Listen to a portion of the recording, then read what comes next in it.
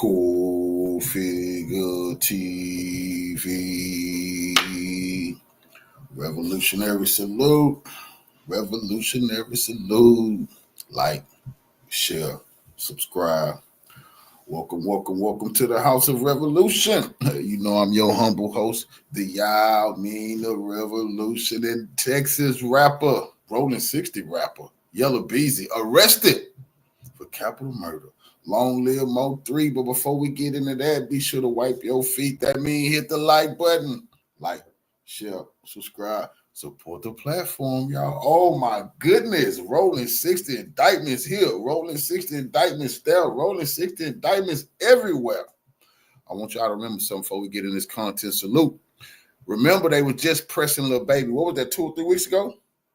What was that, maybe 3 weeks ago when they was bringing up the 2 young kids that was killed in Atlanta, and the police came out and called Lil Baby a coward? Lil Baby is a Rollin 60. This will be going on all over the place. Let's get into the content. Hey man, new year, new blessings. You understand? People made it through a hell of a year. You understand? Anybody that ain't for you, anybody that's going against you, anybody that's goddamn negative, you understand me, ain't bringing no positive vibe. You know, in the words of Gucci, put that in the dirt. Damn! For sure, you did. We gonna take a toast. In the context of capital murder, moderation refers to... Never forget when Brick Baby went live and said all Rollin 60s got to check in with them. If you claim Rollin 60, you better not come to Cali without checking in. He said only Lil Baby was good. No, nobody else. He said everybody else, even Yella Beezy, all the rest of these niggas, he was saying they had to check in and get right with the family running that Rollin 60. Rolling, naming it, going with the Rollin 60 moniker around the country. Brick Baby made it a big time Rico, saying he got power over Rollin 60s all over the country, and then go and link up with these Rollin 60s, sitting down with these Rollin 60s. He got all these rappers' names in his motherfucking phone, bro, trying to play a boss. He got all these niggas hooked up. For murder committed for payment or the promise of payment, or employing someone to commit murder for payment, serving as a critical aggravating factor that can lead to the death penalty. Now, you got your say cheeses and everybody else, they don't got the paperwork. Setting Nash got that work, though. Make sure you subscribe to Bell, stay notified, share to keep your people aware. Let's get into it. Grand jury referral. State of Texas versus Marquise Conway. Date of birth, October 22nd, 1991. Offense, capital murder, while remuneration, in the name and by the authority of the state of Texas. The grand jury of Dallas County, state of Texas, duly organized at the January term AD 2025 of the Criminal District Court number 4 for said county upon its oath do present in and to said court at said term.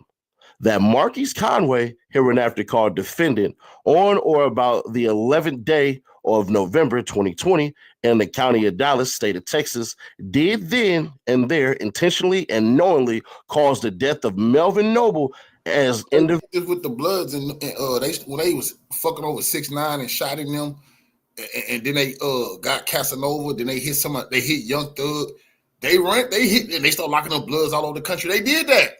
Nobody was paying attention. Now they finna back door and they gonna lock up the Rollin 60 rappers and the Rollin 60 crew. They already locked up Quando Rondo. People not paying attention. It's a bigger Rollin 60 indictment all over the country because niggas like Brick Baby. Individual hereinafter called deceased by employing Kawan White to murder deceased for remuneration and the promise of remuneration, namely United States currency from defendant, and pursuant to said agreement, Kawan White did then and there intentionally and knowingly cause the death of said deceased by shooting deceased with a firearm, a deadly weapon. Filed March 18th, 2025. There y'all go. Against the peace and dignity of the state, foreman of the grand jury, page 101. Let's get into it. The Dallas rapper is dead today after he was shot on I-35. 28-year-old Melvin Noble, also known as M03, was shot on I-35 northbound near the Beckley-Zane curve. DPD says that Noble was approached by a gunman, a suspect who was driving a dark-colored vehicle. Noble apparently got out of his car and ran southbound when he was shot. Police also tell us that the gunman shot an innocent bystander as well. The suspect, who was armed with a firearm, began firing several rounds at the victim, striking him.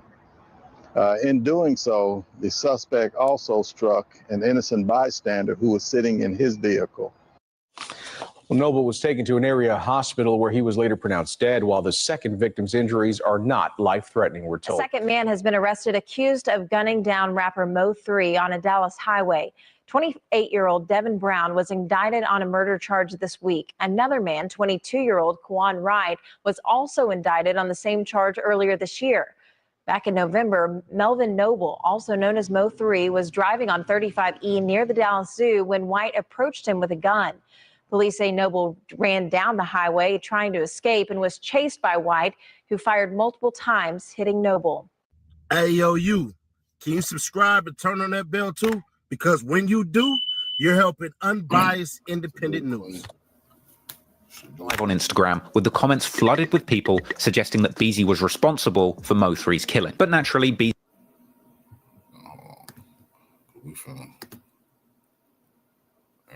We finna look at that. Now let's so we see Yella Beezy was picked up for capital murder. Brick Baby making sure all of the Rollin 60's around the country get picked up. But for those who don't know exactly what went on with this Mo3 murder, let's look deeper into this. Exactly what happened.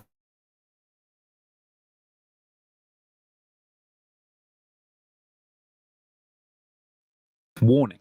This video contains themes of violence, murder, and gang activity. Every effort has been made to censor and remove any clips that are against YouTube's community guidelines. If you're over 18 and want to see an uncut version of this video with everything that I can't show on YouTube, the director's cut is available exclusively to my supporters on patreon.com/traplawross. This video is in no way meant to glorify or glamorize the individuals, organizations, or activities discussed in this video. The goal of this video is to document the real-life tragedy behind one of the most popular artists in rap history. No disrespect is intended, and rest in peace to everyone in this video who lost their lives.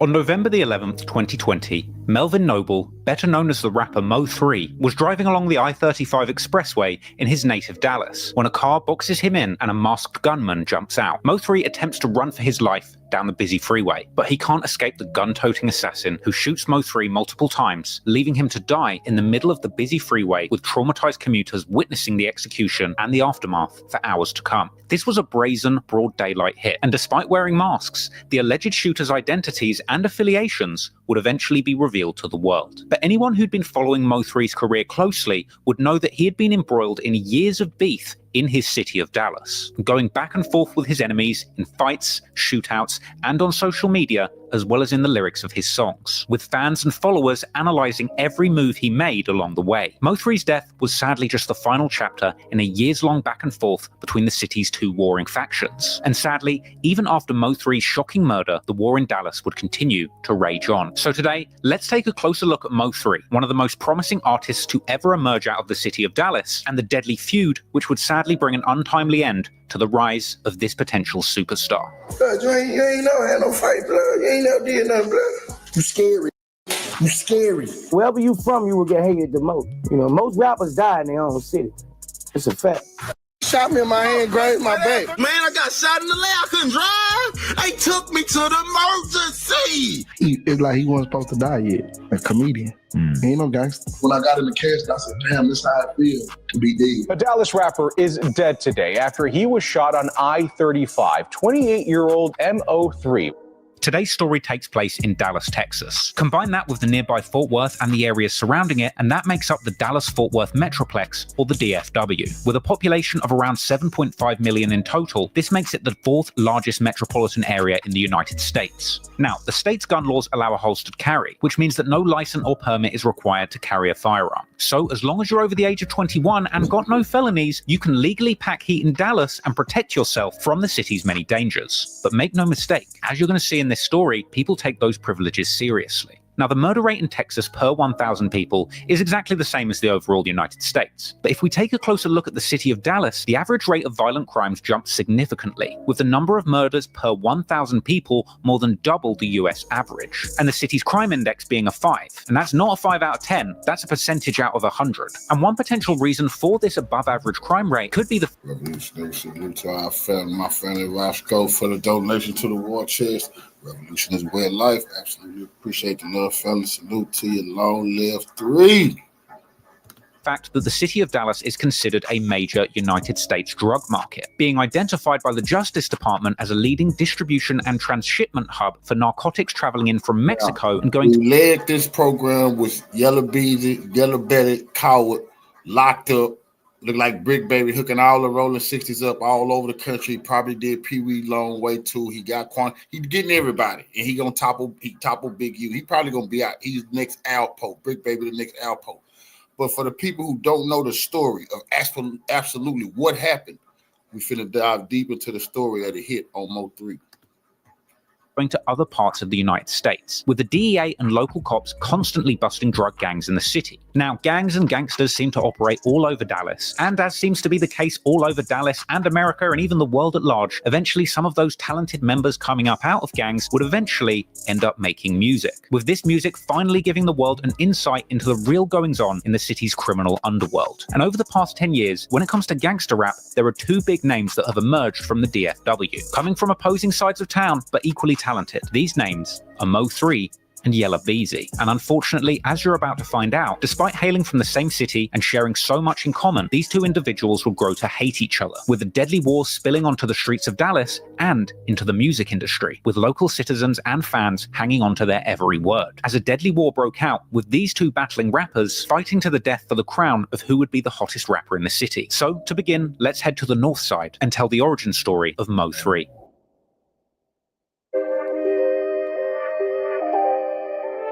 Mo3 was born on the 31st of May 1992 in McKinney, Texas, before moving to North Dallas where he was brought up. Make no mistake, life growing up in North Dallas wasn't easy for Mo3 and his family. After the departure of his father from the family home, his mother would raise the children alone, with Mo3 coming up on a diet of noodles, or often no food at all. At times, Mo3 and his family would even find themselves homeless with nowhere to sleep, resorting to charging their phones at the corner store. But Mo3's mother was a generous woman in the community, and apparently she would frequently invite kids in the neighborhood who couldn't go back to their family home to stay with them, with Mo3 and his brother having to fight over food and a spot to sleep in his own family home. I got partners that my mama raised in the same house, like kids in the neighborhood that ran away from home, they end up at Mo3 house.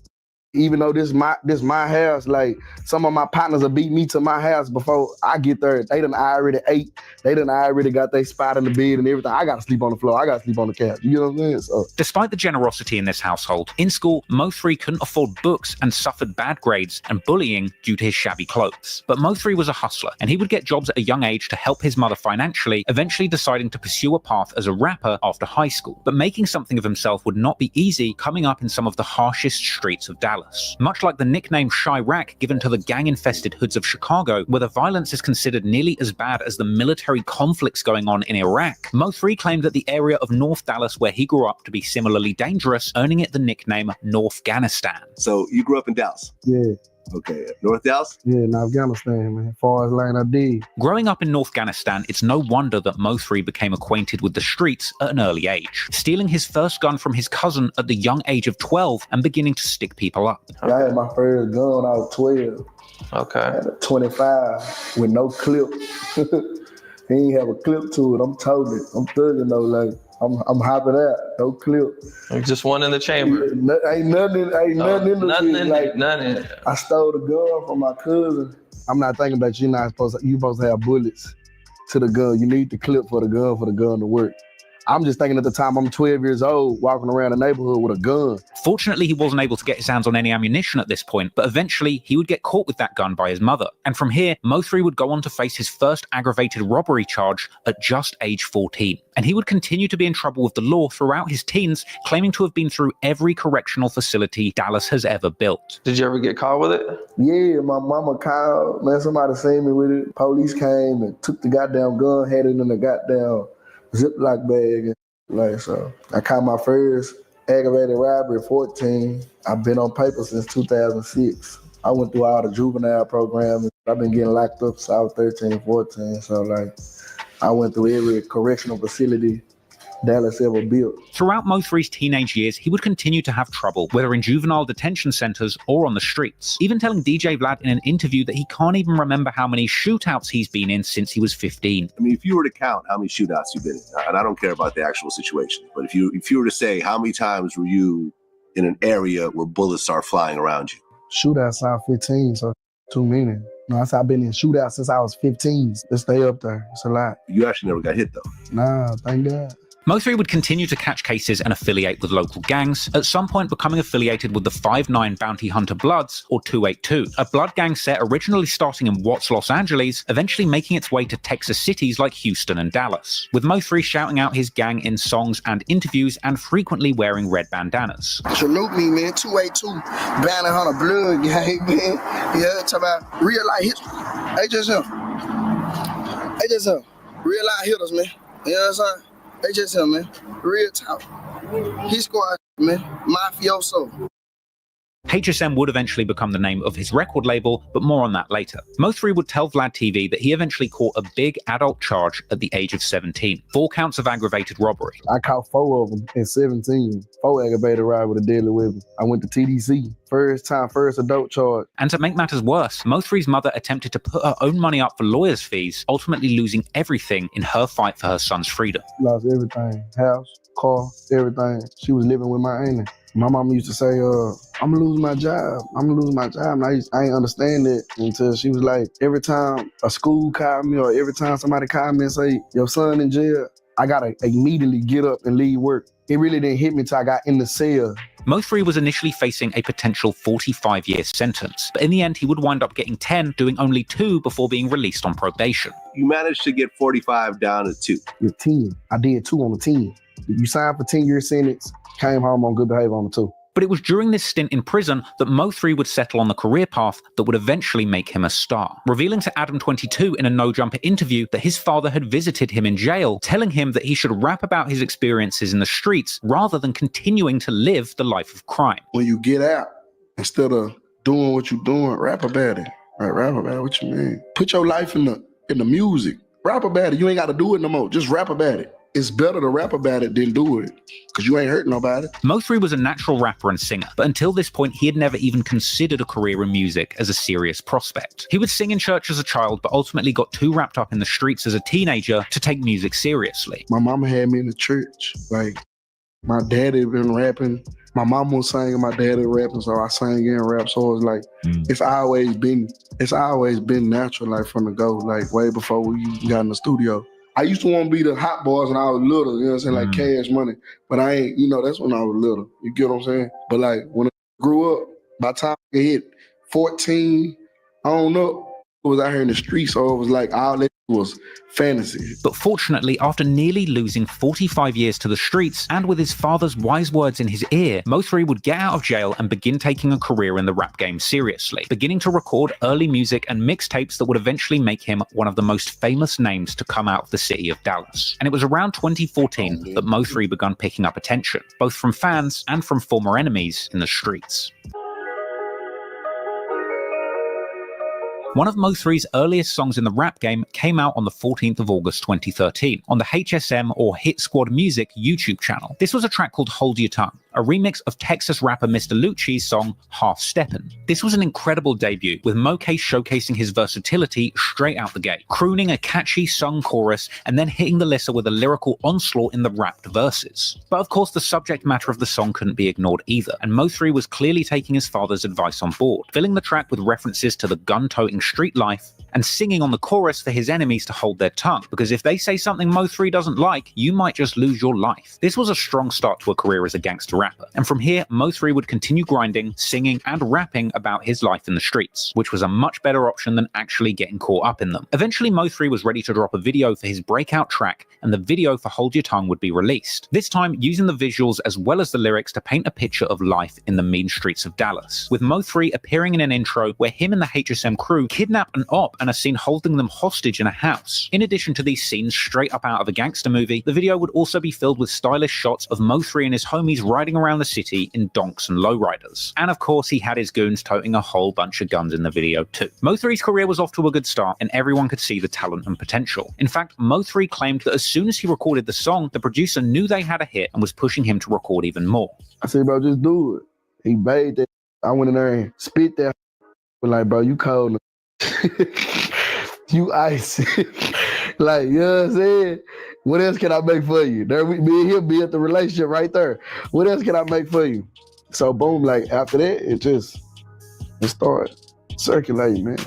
And so, Mo3 would go on to record song after song, eventually releasing his debut mixtape Shotters on the 3rd of September 2014, inspired by the 2002 Jamaican gangster epic of the same name, which Mo3 says is his favourite movie. Shotters was a 20-track lyrical onslaught from Mo3 where he raps all about the drug dealing and gun-toting life that he has lived on the streets of Dallas. And at this point, he was building up a big reputation in the city as one of the big street rappers on the rise to watch out for. But it would be his next release that would truly put him on the map and on the charts. As his next release, Shotters Reloaded, coming out on the 20th of November 2015 on the HSM YouTube channel, and later getting an official commercial release on the 5th of April 2016, would include Mo3's next breakout song, All the Way Down, which got its own music video on June the 30th, 2015. Yet another great example of Mo3's versatility on the mic. He would sing on the chorus about the struggles that he had to go through to keep the lights on and feed his family, then launching into a verse where he swings effortlessly from singing notes about shooters having Rugers to rapping about the haters in his city beginning to target him. Mo3 was beginning to get recognition in his city and from the country as a whole. Shotters Reloaded went on to peak at number 23 on the Billboard R&B and Hip Hop Albums charts, staying on that chart for 26 weeks. And Mo3 would admit himself that this was the project that put him on the map, with most of his fans seeing this as his first real project in the rap game. But Shotters Reloaded is what broke everything. Like,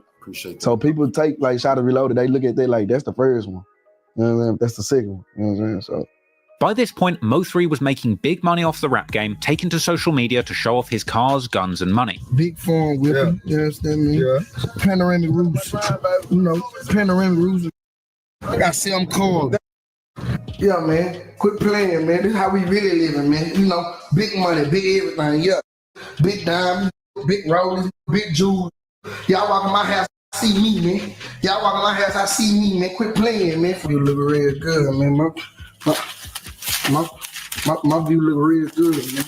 My view look real good, man. Clearly, Mo3 was grinding and making a name for himself on the Dallas rap scene. And while the charts and the fans were beginning to take notice, so too were the streets. As Mo3 would later tell DJ Vlad that his enemies from the streets started hating on him when he started making it in rap, suggesting that they thought it would be easy to bring their street feuds into the rap game. That I used to get into when I was right here at this level. Even when that beef was dead, once I got here, they just restarted it all over again. You know what I'm saying? This was a perfect time for them to be on. This was a perfect time for them to be heard, and you know, and it was like easy. It was right up their alley. Like we done already beat for Mo3 before when he was just that Mo3. It ain't gonna be hard. You get what I'm saying? Like.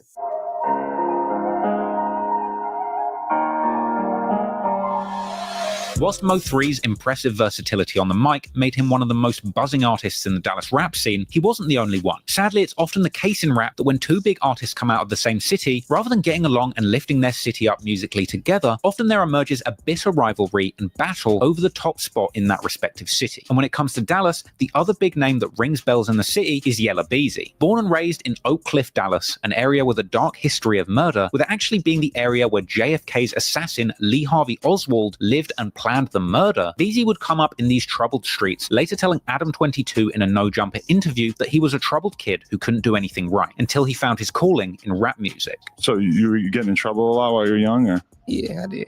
Anything in particular? Everything. I was getting kicked out of school like 7th, 8th grade. That's why I feel like the music part was my calling, because like I couldn't do nothing else. Right, but music at the time, you know what I'm saying? Yella Beezy had it hard coming up too. When he was just age 12, his father was murdered outside their family home on Mother's Day, with him revisiting the scene of that killing in a harrowing 2019 documentary for XXL. Right here, this is the house where my daddy got killed at. I was 12. I was turning 13 that October. And she was like, something happened to your daddy. Yes, crept up behind and hit him up. And like he was like laying, I think they said he was laying like on his back with his legs up type. I be replaying that night in my head like all the time. It's like my first time ever just getting out at this motherfucker since then. As a teenager, after the killing of his father, Beezy got involved in the streets and became affiliated with local Rollin 60's Crip gangs, another gang originating in Los Angeles and eventually spreading to the streets of Dallas. As he got older, Beezy would end up working in the drug trade to provide for his family after the loss of his father. But since finding his calling in the rap game, he would find an alternative route to the money that his family needed to survive. And at just 13, Beezy would begin rapping after being inspired by Baton Rouge rappers Boosie Badass and Kevin Gates. Yella Beezy would release his first mixtape at just age 14, titled Mash Mode Overload. And in 2012, he would drop his second mixtape, Lil Yella Mane. From here, he would continue grinding and dropping freestyles like this 2014 freestyle on Say Cheese. But he would land his first hit in the rap game in 2015 with the track Trappin' Designer. Beezy claimed in a XXL interview that Dallas is a fashion city, and the concept of a song all about designer clothes appealed to the many fashionable hustlers in the city of Dallas. Trappin' Designer would end up on his 2017 mixtape, Broke Nights, Rich Days. But it didn't come along with a music video, and despite catching a little buzz on Dallas radio and in the clubs, it would be Beezy's next single, That's On Me, that would make him a star in Dallas and the whole of America. Recorded in March 2017 but released in October, Yella Beezy later told Adam22 on No Jumper that he threw out the song with a basic music video and the city threw their support behind him and the song. So when That's On Me came out, did you like release it as a single? You knew that was a special song? I actually just threw it out there because I thought it was another song on my tape that was going to do it because it had like more of a club energy. Right, because I was reading about how it kind of popped off on the radio before it popped off on streaming services.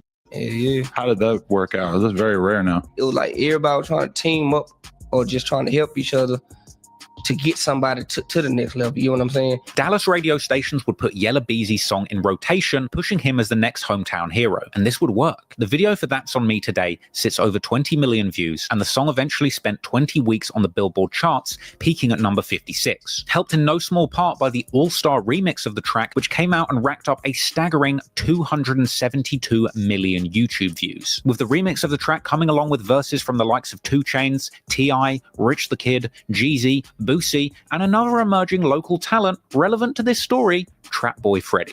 Trap Boy Freddy has become a Dallas rap icon in his own right, growing up with an affiliation to a Dallas gang by the name of DF Dub. Speak on DF Dub, man. How did that form? How old was you? I was like 14 then. DF Dub, down for whatever, AK, don't do it. You know what I mean? They were everything up for. Freddy was truly a trap boy from a young age, apparently opening up his first trap house at just 14 years old and making $500,000 from the streets before even becoming a serious rapper. The name Trap Boy. I started calling myself Trap Boy when I was 14, got my first spot. Well, how much money do you think you accumulated over the years by hustling? I would have saved all of it. Down to have about $500,000 by now. And Freddy is a close friend of Yella Beezy. In fact, still his biggest song to date is his appearance on the remix of Yella Beezy's monster hit That's On Me. But don't be fooled, Trap Boy Freddy has carved his own place in the Dallas rap history books too. First coming to prominence off the back of a series of mixtapes, kicked off in 2016 with the release of Fourth Quarter on the 4th of July. A project coming with an impeccable cover art where Freddy's face is superimposed on a giant pile of cocaine being poured from a brick onto a scale. I can't lie, that's probably one of the best cover arts that I've ever seen for a drug dealer rapper. Now that project featured appearances from both Yella Beezy and Boosie Badass on the track Mind Your Business, a drug dealing anthem where Trap Boy Freddy and Boosie would tag team the mic with aggressive bars about slinging dope in their hoods and telling nosy folks to mind their business. Clearly music or trapping was working out for Freddy because he would be seen interviewed on Say Cheese 2 days after that tape's release, flexing what he says was $80,000 and jewelry. Freddy's first mixtape was followed by Overtime in July 2017, with that followed by Trap Boy Freddy Krueger 3 in February 2018. And this project would feature one of Freddy's biggest songs, the posse cut 6 Pick, featuring 6 local artists, Trap Boy Freddy, Yella Beezy, Lil CJ Casino, Lil Ronnie, Sleazy Beezy, and another name important to this story, Go Yayo. Hailing from Fort Worth, Texas, Go Yayo was first introduced to the world as a rapper in January 2014, uploading the music video for his track Don't Trip to YouTube. A strong debut, using auto-tune to make melodic raps about his life, packing pistols, trapping and making money. He'd go on to make mixtapes like No Mo3 Yayo, the hard-hitting street track Boom in November 2015, the stick-toting anthem Damn It Man, and his tape Super Saiyan Yayo in 2016. This featured the track Me with Mo3, and in fact Go Yayo was originally friends with Mo3, working alongside him numerous times. Go Yayo and Mo3 would be seen on Facebook together as early as December 2015, with Go Yayo even being invited to perform with Mo3 and Young Dolph at a December 2015 show at Onyx. Now, some people suggested that there was some tension brewing between these two's crews on stage, with some fans pointing out that it looked suspiciously like Go Yayo and his team were trying to nudge Mo3 off the stage, with Mo3 eventually leaving the stage with his manager.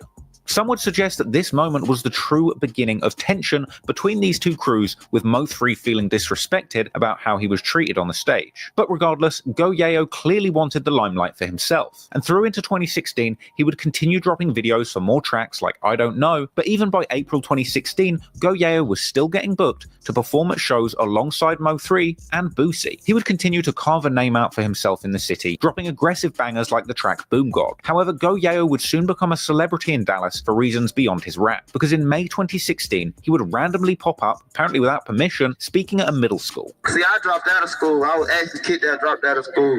I feel like it's the worst thing I ever did, because once I was like 14, not going to school no more. Once I'm looking at everybody, I'm bored at the house. Like, where everybody at? 'Cause I'm hanging with the older kids. Like, damn, all my home was at. You know where they was at?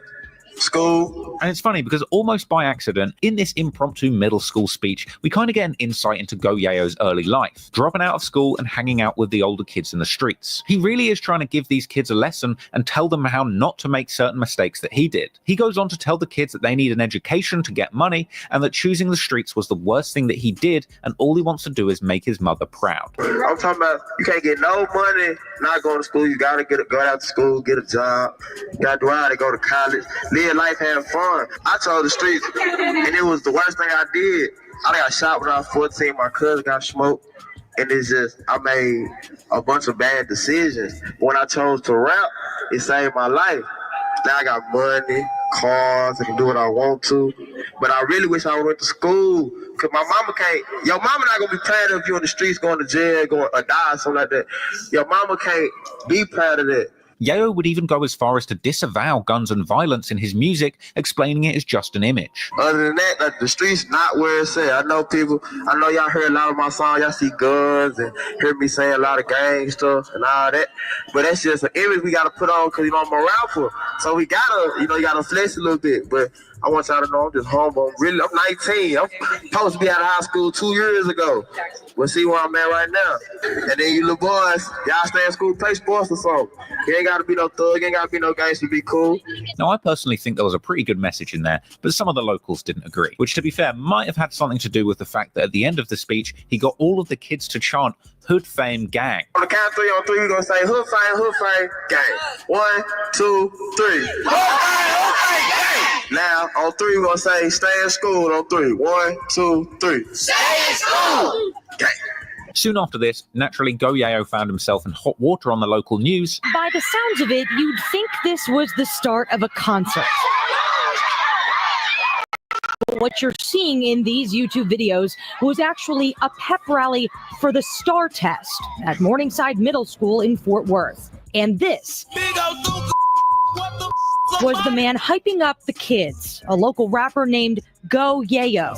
And I kid you not, people, almost as if he time traveled there through some sort of enchanted backwards, none other than Charleston White popped up on the news to complain about Go Yayo corrupting the local youth. Still in awe, I'm still in shock. Charleston White and Jesse Taylor, who run a local mentoring nonprofit, are amongst those calling foul on Fort Worth ISD. I done got shot when I was 15. My cousin was murdered all over this rap stuff. Wondering why the school would bring this person to speak to middle schoolers. Very distasteful, very extremely distasteful. And someone should be held accountable. I'll be honest, I was researching this video. I was not expecting Charleston White to pop up, so that had to go in there, but we will be seeing a lot more from him as this story goes on. Anywho, Go Yayo clearly didn't have it easy growing up. He came up in a Crip-affiliated neighborhood, with death being a common sight even as a child. Yeah, I'm from Southside, Crip neighborhood. I done seen, like, my cousin got smoked in my face. Your cousin got killed right in front of you? Right next to me. with him later telling DJ Vlad in an interview that he was actually facing 20 years for attempted murder at the young age of 18, ultimately being lucky enough to finesse it down to a lesser charge. With this 100 IQ legal move apparently being the result of a relationship that he was having with a much older woman who was a top dog lawyer. They gave you a plea deal of 20 years. 20 years. I was going with this grown woman. I was 18. I was going with a woman that was 31. She went and got me. He tried conquered it for a word type. My lawyer got it dropped down from attempted murder, deadly conduct. Okay, so you got to accept that. Signed for a year. Got it. Ultimately, Dallas was a dangerous city with an underworld of gang conflict that many young men had been sucked into at a young age. But fortunately, as Go Yayo said in his middle school speech, rap has given these young men a way out, rapping to make money and make their mothers proud, getting them out of the dangerous situations that they were forced to be around growing up. But sadly, as this story plays out, we'll see the sad consequences of the city's biggest rappers coming out of gangs, because even with fame and fortune, the squabbles between these Texas titans of raps would continue on, with each artist getting bigger in the rap game and getting more wealthy, but ultimately having much more to lose. There's a few more important people to discuss before we talk about the beef between Mo3 and Yella Beezy, because there's several other neutral parties that will play a big role in this story. Sean Cotton from Say Cheese, for example, a prolific interviewer who would essentially become the DJ Vlad or Zach TV of Dallas, interviewing both sides of the beefing local rap scene and inadvertently getting right in the middle of the feud, eventually even picking up the attention of the local media for giving a voice to the gang members coming out of his city. A Fort Worth man is making a living going into neighborhoods most find unsafe to tell stories about gang life. Sean Cotton runs the YouTube channel Say Cheese TV and regularly visits high crime neighborhoods looking for stories about street gangs and gang-affiliated rappers. 28-year-old quit his $7 per hour job cleaning refrigerators 6 years ago to document gang life, and now he makes up to $15,000 a month with his YouTube channel. He also has deals with advertisers and rap labels through his work on Instagram. But danger is part of the job. Cotton wears a bulletproof vest and got a license to carry after a well-known Chicago blogger, Zach Stoner, was killed doing the same work just last year. My wear, for safety reasons, after my homie Zach TV, got killed, I kind of took in consideration to be more safe when I'm out in, poverty areas doing interviews. Cotton says that he gives rappers like 30 Rich the chance to change the narrative about his lifestyle, and he provides an unfiltered look at how life and rap music can intersect in the toughest neighborhoods in our country. Critics, though, say these types of videos glorify gang violence, but Cotton says the rewards outweigh the risks. Sean Cotton would actually say himself in an interview with Boss Talk 101 that he came up with the likes of Mo3, Yella Beezy, and Trap Boy Freddy. Mo3, Mo3, Yella, and all the stuff that happened with Trap Boy and all that. Every time I would hear about that, I would hear Sean Cotton is the one that was in the middle of that. No, it was because I came up with all three of them. So you got to understand. And I remember that. Yeah, I remember you the only one that interviewed them. That I really could think of. I would interview somebody and then they'd be like, no, that's not true. Let me get an interview. Let me tell my piece. And that's how it really came about. Essentially, Sean Cotton, in an attempt to put the spotlight on the rappers coming up in his city, may have accidentally given them an outlet to air out their grievances with each other, starting out in the early days with a nasty habit of frequently asking Texas rappers to name the top 5 rappers in their area. Overall, your favorite top 5 Dallas street artists right now? Freddie, Lowe's, Lil Beto, K-Rilla, the Potato Pillar, my mother Suda, my mother Fat Pimp. Shout out to man. You'll be blowing up your phone after this joint. I ain't worried about it, but I call my phone up. Real talk, man. In the beginning, there wasn't as much tension between the rappers in the city. Mo3, Yella Beezy, and Trap Boy Freddy had been seen in pictures together, seemingly on good terms before things took a turn for the worst. And Mo3 told Sean Cotton that Freddy was someone from the streets that he felt close enough to talk with at this period. Freddy, I chop it over my, off the rap, off the radar, that rap, really around. So that's the only really that get in there, get in that yo, and we gonna really, get in there and come up with something, no charge added type. It seemed like only when some of the biggest names in Dallas had emerged from the streets, beginning to get fame and fortune and radio play, that the tension begun to rise. Mo3 would claim that his fame in the rap game caused a lot of people to bring their old beefs from the streets into the record industry. Meanwhile, Go Yayo had claimed that when he blew up in music, other people in his city got hypnotized with hatred.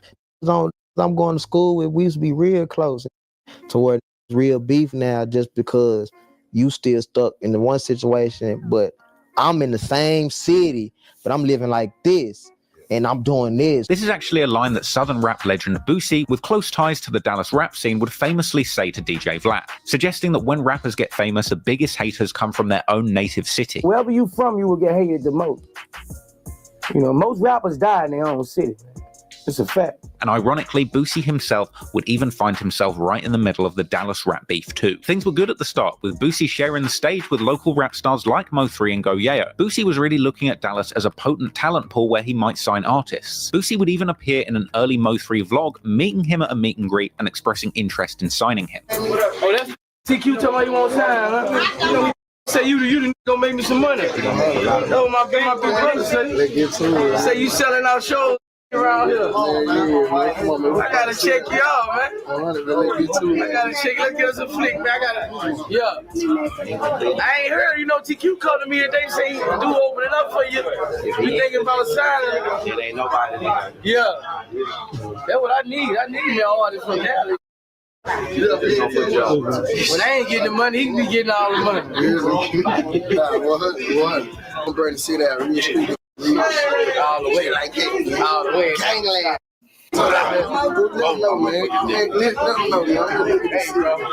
Yeah, they say selling out show. My brother called me morning like, from Dallas, man. This got no love. Yeah, man. So I'm be checking him out tonight. I'm gonna this nigga here, man. We better be signing this. This moment clearly meant a lot to Mo3, who had previously called Boosie one of his favorite people to emerge from the rap game. Growing up, Boosie was your favorite rapper. He's still my favorite rapper. Still your favorite rapper. He ain't my favorite rapper. He's my favorite street. He's my favorite person. He's not a rapper. And after making a personal connection with Boosie Badass, Mo3 would begin to refer to himself as Mo3 Badass, with the name appearing in an alternative cover art to his breakout mixtape Shotters Reloaded. And from there, continuing to release music with Boosie's blessing, like his next project, 4 Indictments, which would feature a collaboration between the two, the track What She Said, an explicit thug love anthem, which I have no doubt had the ladies of Dallas's panties thoroughly moistened. I've heard Boosie Cologne has the same effect. Anywho, while Mo3 is developing his career and forging deep ties with the rap legend Boosie Badass, Yella Beezy is pushing his forward too. Off the back of his street hit Trap in Designer, he was picking up some buzz, playing shows and doing interviews. And of course checking in with Sean Cotton on his channel, Say Cheese, to reveal his top 5 Dallas rappers at the time too, naming himself, Trapboy Freddy, Go Yayo, Lil Ronnie, and Mo3 in his top 5. There's no reason why you shouldn't. When coming to this city, bro, I bet you I'm one of the names they gonna talk about when they speak on the city. Yella Beezy, give me your top 5. You Freddie, Ye, you said DFW, just that. DFW. Lil Yayo, Mo3, and I can't forget Lil Ronnie. Right. Clearly at this point he had a lot of respect for his Texas rap peers, but the rap game is competitive, and clearly Yella Beezy saw himself as a first among equals. He was later seen in vlogs outside shows in September 2016, saying that this is his city. If y'all don't know, traveling in the line, y'all already know how we doing, y'all understand me? Oak Cliff around here. Yella Beezy, man, we in here, man. Y'all see what this my city, man. Y'all already know what it is, man. Oak Cliff America, that meant that stand on that, man, for real. Beezy was still a few months away from dropping his monster hit That's On Me, but through to the end of 2016, he would continue pushing his music forward, dropping his Light Work mixtape on the 7th of October 2016, which included the hit track Going Through Some Things, which sits at 50 million views on YouTube today, with the track including lyrics where Yella Beezy says that people in his city are hating on him because his team are on the rise. The Light Work mixtape was followed by Broke Nights Rich Days on February the 3rd, 2017, and going into 2017, it seemed that everybody in the Dallas rap scene was beginning to see success. Gangsta Love, Mo3's latest mixtape with a female focus, released on Valentine's Day 2017, even coming along with a feature called Gangsta with Trapboy Freddy. And the month after this released, it was announced that Mo3 Badass had signed a full-blown record deal with Epic Records. Mo3 was on his way to the top of the rap game and becoming a household name in Dallas. But behind the scenes, there had been some tension brewing. On May the 2nd, 2017, Mo3 appears in a Say Cheese interview claiming to have had a misunderstanding with Yella Beezy, but suggesting that they're cool now after having met up and had a discussion. Yella Beezy, y'all cool? Yeah, he cool, you know what I'm saying? We had a misunderstanding. You know, it can be miscommunication a lot of times, you know. Sure, he says, I said, but once we pulled up, I told him pull up on me. I was in the cliff one day. I just got back from Atlanta with Boosie. And I told him when I get back, come holler at me. He pulled up on me at Motown. You know, we chopped it up. We just got a whole bunch of misunderstood out the way, you know, that he did. Mo3 would go on to say that him and his homies play Connect 4 and bet big money on it, suggesting that he had taken Trap Boy Freddy for a large amount gambling. Anyone won't see me in Connect 4, we bet big money, like not real talk. $500 bet, $1,000 games, you know what I'm saying? Ask Freddy, man. Say Cheese would also ask Mo3 about his top 5 rappers in the city, and he just puts himself straight at number 1, no discussion. If top 5 in the city, what would you rate yourself at right now? Number 1. Okay. I ain't taking nothing else from nobody else. I'm just saying, you know. I mean, I'm gonna get a few that was already sitting there. They say they cool right now. Nah, I understand, but you know, numbers don't lie. Yeah, man. Anyway, Mo3 was saying that he'd kind of squashed this beef with Yella Beezy, but also showing his own competitive streak at the same time. A lot of the beef between these rising Dallas legends would remain behind the scenes around this period, but only a few months after signing his record deal with Epic, on one fateful night, tragedy would strike, changing the course of Mo3's career forever. On the 27th of May 2017, Mo3 attended a concert at Club Phantom in Fort Worth, celebrating his birthday a few days early. But unfortunately, things would take a turn for the worse that evening, with gunfire erupting in the club just before 4 a.m. and a 31-year-old man by the name of Hector Wilkins, aka Lil Half or Heck, being shot in the upper torso, later dying in hospital. And police would later claim that this was a gang-related killing. Mo3 himself would later be arrested in connection with this shooting in an early morning raid on his home, even later breaking down the surprise raid in an interview with Cam Capone. I heard a knock at the door. I mean, it was just me and my son. I heard beating at the door. Boom, boom. I'm like, before I even walked to the door, it hit me. I knew. I was like, oh, okay, okay. They was gonna kick the in, so I was like, hold up. So right when I opened the door, it's AR-15, big flag light, and me and my son face. Get on there, get on there. They took the baby. They took the baby? Took him out my hand and threw me on the ground. Looking for guns. Man, so. Mo3 was charged with aggravated assault with a deadly weapon, with bond set at $100,000. And he would even do a phone-in interview from jail to Say Cheese, with the title suggesting that he was facing 30 years if convicted. Mo3 would even claim that the cops were fans of him and they let him drive to jail in his own Tahoe truck, even letting him stop at McDonald's on the way, suggesting that he was greeted in jail like Tupac Shakur. Hey man, but they was fans, man. They let me ride. They put me in the car. They let me ride Tahoe. Took me to McDonald's and got me a sausage and eggs, man. But they booked me in, man. I came in the bit like Pac, man. I came in the like Pac. You talking about, man, for real, man. Yeah, man, king of the city, man. Yeah, man, king of the street, man. Shouting up one all the way. During the call, Mo3 also revealed to Sean Cotton that he had spent tens of thousands of dollars on a lawyer already. Hey, so I talked to one of your I talked to one of your people, and he said that you spent a lot of money on a lawyer, like $50,000-$60,000. Is that true? Yeah, man, look, man, I dropped 60 for the Fort Worth. I dropped 50 racks, man, just from the Fort Worth. Man, that's just from that, man. Yeah, man. Now I gotta spend another 10 to get out. That's another 10 to get out, man. That's another 10 to get out. Then gonna drop another 10 to fight. With Mo3 later revealing to DJ Vlad that he had spent over $90,000 on lawyer fees and essentially went broke trying to beat this case. And I guess you spent like $90,000 in lawyer and court fees. Yeah. I couldn't buy my son no Similac milk. No $13 can of milk.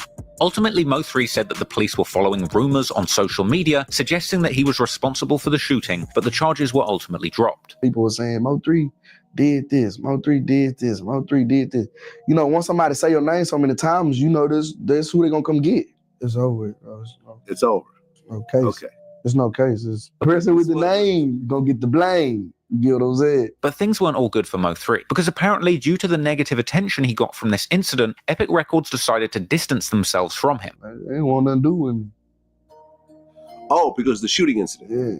And after his split with Epic, the following year in October, Mo3 would release the song True Story, where he seemed to address the incident. The video came along with an eerie introduction where we see a dead Mo3 in the morgue, whilst the mortician tells somebody on the phone that he was killed in his own city. I don't know, I think it's some rapper. He got shot heading home in his own city. And over the course of this prophetic video, we would see Mo3 himself rapping next to a coffin and his own grave, which of course represents his own death, as well as rapping lyrics that appear to reference the shooting in Fort Worth, saying that he damn near lost his life that night, and going on to rap about being blamed for the murder, suggesting that the situation was a setup and it was nearly him that got killed, saying others in his position would have done the same thing. He would rap that he'll kill before he becomes a victim, and Mo3 later told Cam Capone in an interview before his death that this was the last shootout he was in, and that he still loves Fort Worth despite this incident. Shout out to Fort Worth. I still love the phone. I ain't got no problem. I ain't got nothing against them. You get what I'm saying? No, night goes bad. And, you know, somebody died. It's never been fully revealed to the public exactly what happened that night, but some have connected the dots. And considering Go Yayo hails from Fort Worth, and that there'd previously been tension brewing between them on stage, putting two and two together, many believe that this altercation had something to do with the tension between Mo3's HSM crew and Go Yayo's Hood Fame crew. Story goes, Mo3 and Go Yayo had been on opposite sides of the club that night, yelling and throwing gang signs in each other's direction. Apparently, at a certain point, Mo3's threats towards Go Yayo were interpreted as a diss towards the entire city of Fort Worth, causing that nightclub full of Fort Worth's natives to turn on Mo3. Allegedly, at this point, he had tried to escape the club, being escorted out by his manager, ultimately with an exchange of gunfire erupting and a man being left dead. After the incident, an Instagram post, apparently from the victim's sister, would confirm that her brother got shot 8 times because of Go Yayo and Mo3 beefing at the club. And Mo3 himself would even release a statement from his Facebook account under the alias Marcus Mack, saying that he prays the victim pulls through, but he's not the one to blame, saying that a lame local rapper set him up and that he had to defend himself against a whole club, but he doesn't know anything about a shooting, and now he has the cops on his case. A while later, Dallas comedian Roy Lee would also weigh in on the drama between these two rapping rivals, saying in a real-life interview that Mo3 is up against the whole of Dallas and Fort Worth. We have right now the Mo3 and Go Yayo situation, man. What's your take on that? Man, that's crazy, man. It's like Mo3 against Dallas and Fort Worth. Ain't nobody on my side. Roy Lee went on to suggest that Mo3 was in the club in Fort Worth when the whole club turned on him after somebody stood up and called him out, even joking that he would have shot women and kids to get out of that situation. You gotta think about where he was at. You know what I'm saying? You way out there, and somebody get on the table and say, he said, here. Nah. So the whole club against you? All right, when I get back to the car, I'm shooting kids or whoever. Y'all better move y'all out the way. Roy Lee would go on to say that Mo3 is at the stage in his career that he needs real armed security. If you got enough money, get a police officer out here with you. Yeah. You need some money that's bigger than you and taller than you to say move, get out the way. Yeah, can really walk with choppers. Clearly, a lot of tension was brewing in the DFW, and going forward, unfortunately, things would only escalate further, with yet more lives being lost. And unfortunately for Roy Lee, despite being a comedian, his comments would find him caught up too, right in the middle of a Dallas gang war. The Dallas comedian Roy Lee had been a close friend of Mo3's during his come-up. Mo3 said that he became a fan of Roy Lee's comedy after watching clips of his in the studio, with the two of them eventually meeting and becoming good friends. I said on my downtime, I'm watching videos of him, you know what I'm saying? I want to give me a little laugh or whatever, you know what I'm saying? He didn't know until I met him, like he was already a star to me. You get what I'm saying? But he looking at me the same way, like, hey, you Mo3? I'm looking at you like, you Roy Lee, you going viral. Like, it started strong, so like now that's just my partner. Come on, pull up on what we got going, you know what I'm saying? So from here, Roy Lee would be seen frequently at Mo3 shows during his rise to the top of the Dallas rap scene.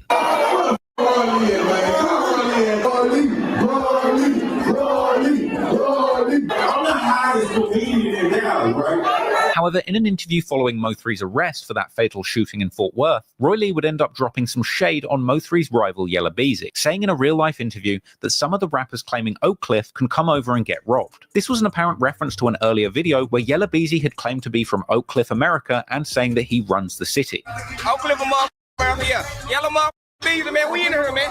Y'all see what this is my city, man. Y'all already know what it is, man. Oak Cliff, America, said that meant that stand on that, man, for real. Come on, you from America. You from Oak Cliff, America. Don't with us till you come on up so we can rob you. Because you ain't really from over here, right? Apparently, this comment was taken as a sign of disrespect by Yella Beezy and others from Oak Cliff, and apparently following this interview's release, a fight would take place between Roy Lee and Yella Beezy at the King of Diamonds nightclub. On August the 16th, 2017, Roy Lee took to social media to call out Yella Beezy in a heated rant, admitting to dissing Yella Beezy in the earlier interview, suggesting that he wanted a fair one-on-one fight with Beezy like he was in prison, and suggesting that Beezy and his whole crew had jumped him. I did an interview and I was talking about I ain't lying in the interview. You understand me? This beef ain't got nothing to do with nobody else but Yella Beezy and Roy Lee. This little boxing match ain't got nothing to do with nobody else. All these what's up with them partners back there, Yella? What's up with them dudes back there, man? What's up with them dudes back there? Them riders. Yeah, them riders back there behind you right there. I ain't talking to them, I'm talking to you. Yeah, I want the one-on-one with you. I ain't talking about them. Tell them behind you to chill, man. Tell them to chill. I ain't got number 4 people with me. I ain't calling my cousin them. I ain't calling my partner them. I know the fight ain't gonna never be able to be set up. You understand me? Because if we was in the penitentiary, them OGs would be like, y'all youngsters go back there and fight one-on-one real quick, man. Go on and get that off y'all chest. You set up the fight. I've been trying to call all the big dope dealers in the city, all the ballers in the city, set up the fight. Well, what's wrong with me setting up a fight and I'm the one that got hit? And everybody talking about let it go. Well, how I'm gonna let it go if y'all didn't let it go at the third park when you got snuck? How I'm gonna let it go when you got snuck at the club somewhere and you ain't let it go and you seen him at Walmart you was trying to fight? How I'm gonna catch him one-on-one when he always deep somewhere? When he always 10 or 8 deep somewhere? And I don't be numbered by 4 deep because I'm in a Cadillac. Now it's on YouTube. Now everybody want to interview me about it. I ain't gonna bash them. I'm just mad because you snuck me and then you don't want to fight again. Come on, man. That ain't nothing. I'm just talking about square it up. Or you're a rapper, you don't want to get embarrassed, or you don't want to lose, you don't want to get out there and look slouchy. And from here, Roy Lee would go on to do yet more interviews, speaking openly about the altercation and putting dirt on Yella Beezy's name in the comedic fashion that Dallas came to love him for. A few days later, Roy Lee appeared in a Game 101 interview on the topic, elaborating in more detail, saying Yella Beezy tried to sucker punch him in the club and missed, and then his crew from Oak Cliff got involved. Yeah, he came out the DJ booth and tried to hit me. I seen him out the at the corner of my eye. I blocked it. And then me and him posted up a little bit. And then the guard grabbed me and one of them hit me in the back of my mother head. So how many of them jumped you? It was like, I think 2 of them hit me. Well, one of them hit me in the back of my head, and one of them snatched my chain. Roy Lee would continue to repeat his calls for a one-on-one fight with Yella Beezy and beginning to call him a new nickname, the Pink Panther, and continuing pushing for a fight. So you waiting on a fight with who? The Pink Man, Pink Panther, whatever y'all want to call him, man. You're just trying to get him around, man, but he running and ducking and dodging. Hold on, man. Who you trying to get? Damn, you jumped straight out the gate, man. Yeah. Who you trying to get around with? Yo, Pink, the Yella Belly. Yella Beezy, man. I seen him at King of Diamonds, and he tried to sneak me. And I got jumped a little bit by his partner and him, but he ain't hit me, so that's why I want to fight a one-on-one. Guilty.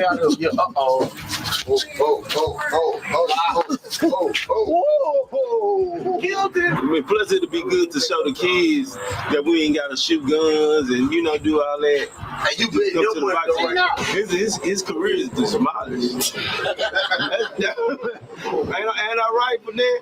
Clearly, Roy Lee was upset about the disrespect, and he was hell-bent in interviews to call out Yella Beezy, mock him, and put dirt on his name. Perhaps he really wanted the fight, or perhaps he just felt that these rants made for funny content for his followers. But over the course of these interviews, he would continue to mock Yella Beezy and saying that he's not really from Oak Cliff. What do you mean that he didn't go to no schools in Oak Cliff? He didn't go to no school. He had to go to schools in Oak Cliff to be from Oak Cliff? Yeah, you gotta go to school. Yeah, you gotta go to school in Oak Cliff to help fight somebody. And I guess he said, I'm telling him he ain't from Oak Cliff, he ain't go to no school in Oak Cliff. I'm not lying, because if I was lying, he would have been said something. Like, I went here. Perhaps Roy Lee didn't realize at the time that he was playing with fire, or perhaps he simply didn't care that he was dissing one of the city's most beloved street rappers with an army of fans and goons ready to put in work for him. But he refused to let it go and continued cracking jokes in interview after interview. In November 2017, Roy Lee did another interview with Real Life, saying that Yella Beezy had turned down his offer of a one-on-one fight and he still wants get back. But now I called him out to fight for $8,000. He talking about, nah, I don't want to fight. What my leg gonna come back at? I'm gonna get mine, man. And he'd go on to say that him and Beezy can't squash their beef any other way than a fight. Some shit. And you and Yella Beezy should be squashed. No, I need that boxing match. That's what he's scared of. He talking about, just seeing when you see him, nah, y'all gonna be deeper than me. I don't go number 4 deep to the club. I don't go number 5 deep to the club. Y'all gonna be 7 cars deep, man. Lee would continue calling out Beezy for not being from Oak Cliff and saying that at least Mo3 went to a tough school in the Dallas area. You ain't go to the DISD schools, you understand me? You don't count. That's why I heard me, because they was with Mo3 and other rappers saying that they wasn't from where they from, but Mo3 went to these schools in North Dallas. You understand me?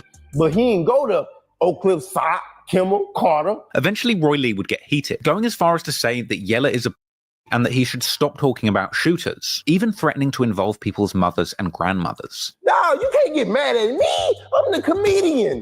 Now you talking about, no, I don't want to fight. Now you want to see your shooters. You can get ugly like that. I can screenshot mamas and grannies and hey, you talking about, they didn't got nothing from here. I'm talking about from here. I ain't talking about from here. That's easy. You know, I just got out of jail from seeing locked up finna go do 60. Roy Lee would end the interview with one final piece of disrespect, saying if Yella Beezy can't fight him in his own city, then he will get robbed when he leaves Texas, and even questioning whether or not he is really a Crip. So if you go out of town to New York, you don't snatch that. If you go to Atlanta, Chicago, California, you don't take that. But you want to take it to some shooting. I don't know. Ain't no Crips in Forney. Ain't no Crips in Mesquite.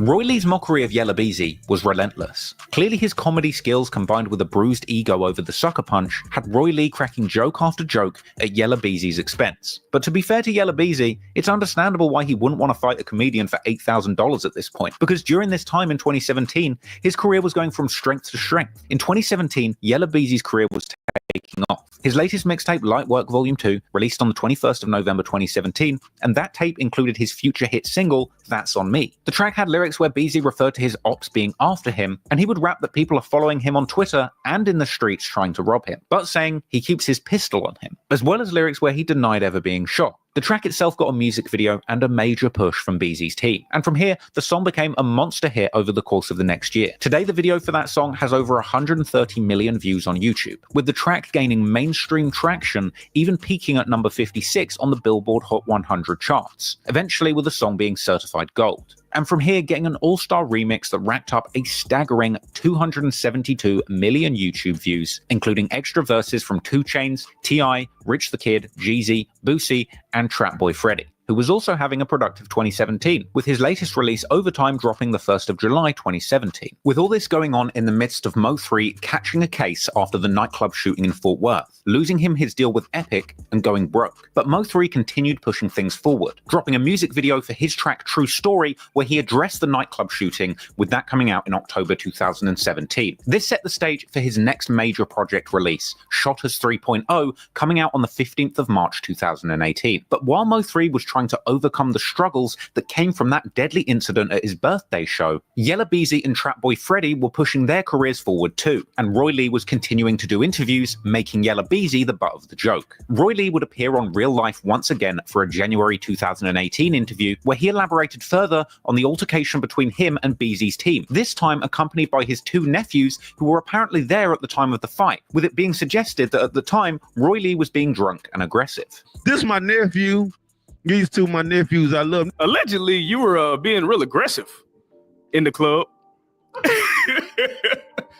Uncharacteristic of Roy Lee. And I see him start going at the mouth. All right, who you be with?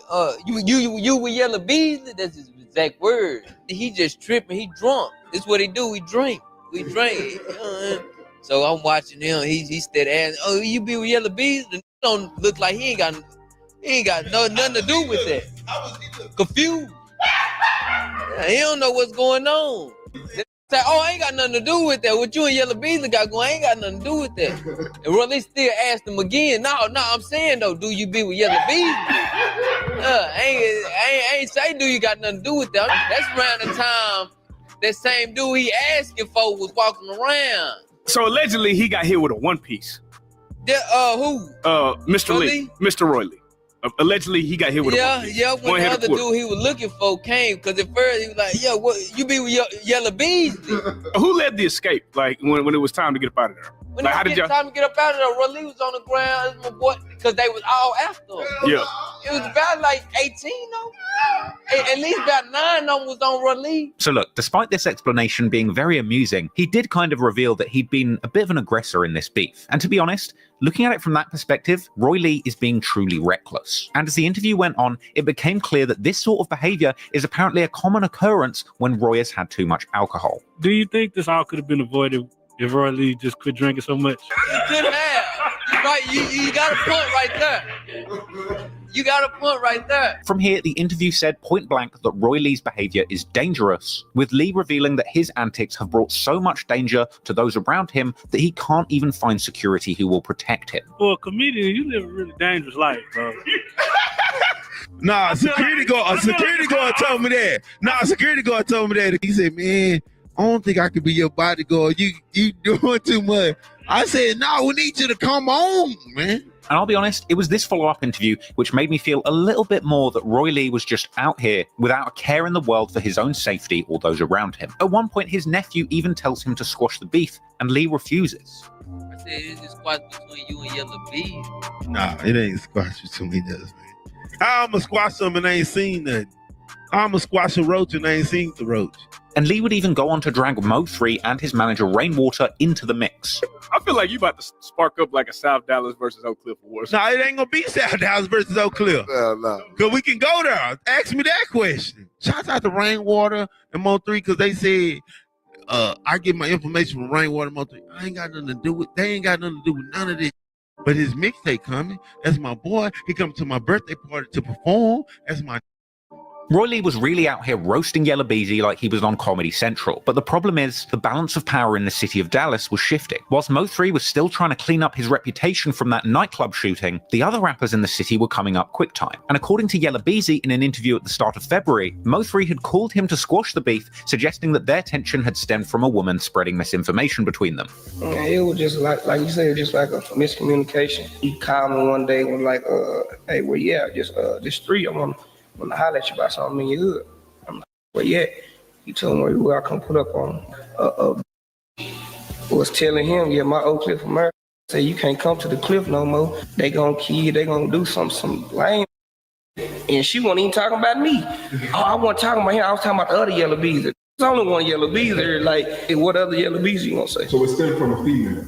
Nah, not it was like a lot of that happened, but that was a situation that was in it. You know what I'm saying? And I had my thinking that. You feel me? Now, whether or not you believe the beef was truly squashed, soon there would be more tension between the top rappers in Dallas, as Trapboy Freddy would release his biggest mixtape to date, Freddy Krueger 3, on the 26th of February 2018, a project which had the Monster Posse cut featuring Yella Beezy and Go Yayo 6-pick. Mo3 not being on the track would later be seen as a source of tension between the two, with Sean Cotton asking Mo3 why he wasn't on the song and Mo suggesting that he didn't even want to be on the track. You know, they came out with the Pick 6 record, you know, I didn't want to be a part of that. But let me I'm not mad about no Pick 6. Yeah, but I'm just saying, this is something that everybody... Freddie would go on to reveal the following month that at this point him and Mo3 hadn't spoken in months since the drama with Go Yayo, but also suggesting he didn't have a problem with Mo3, going on to suggest that he was just mad at him for talking to Go Yayo and putting him on the song 6-pick after the incident at the nightclub. See, now, me and him, we were cool money, you see what I'm saying? That's my dog. We still be cool right now. But me and that ain't talking since the Yayo. Him and Yayo. Yeah. He was bad to be for still talking to Yayo, so that's what it was. With Freddie saying that he unfollowed Mo3 after finding out he was upset about the Go Yayo feature. Look, I unfollow him, I ain't got to play on, we ain't got to play like we partners and none of that. Yeah. Like, if it's smoke, say it's smoke. And it proved to me in the interview.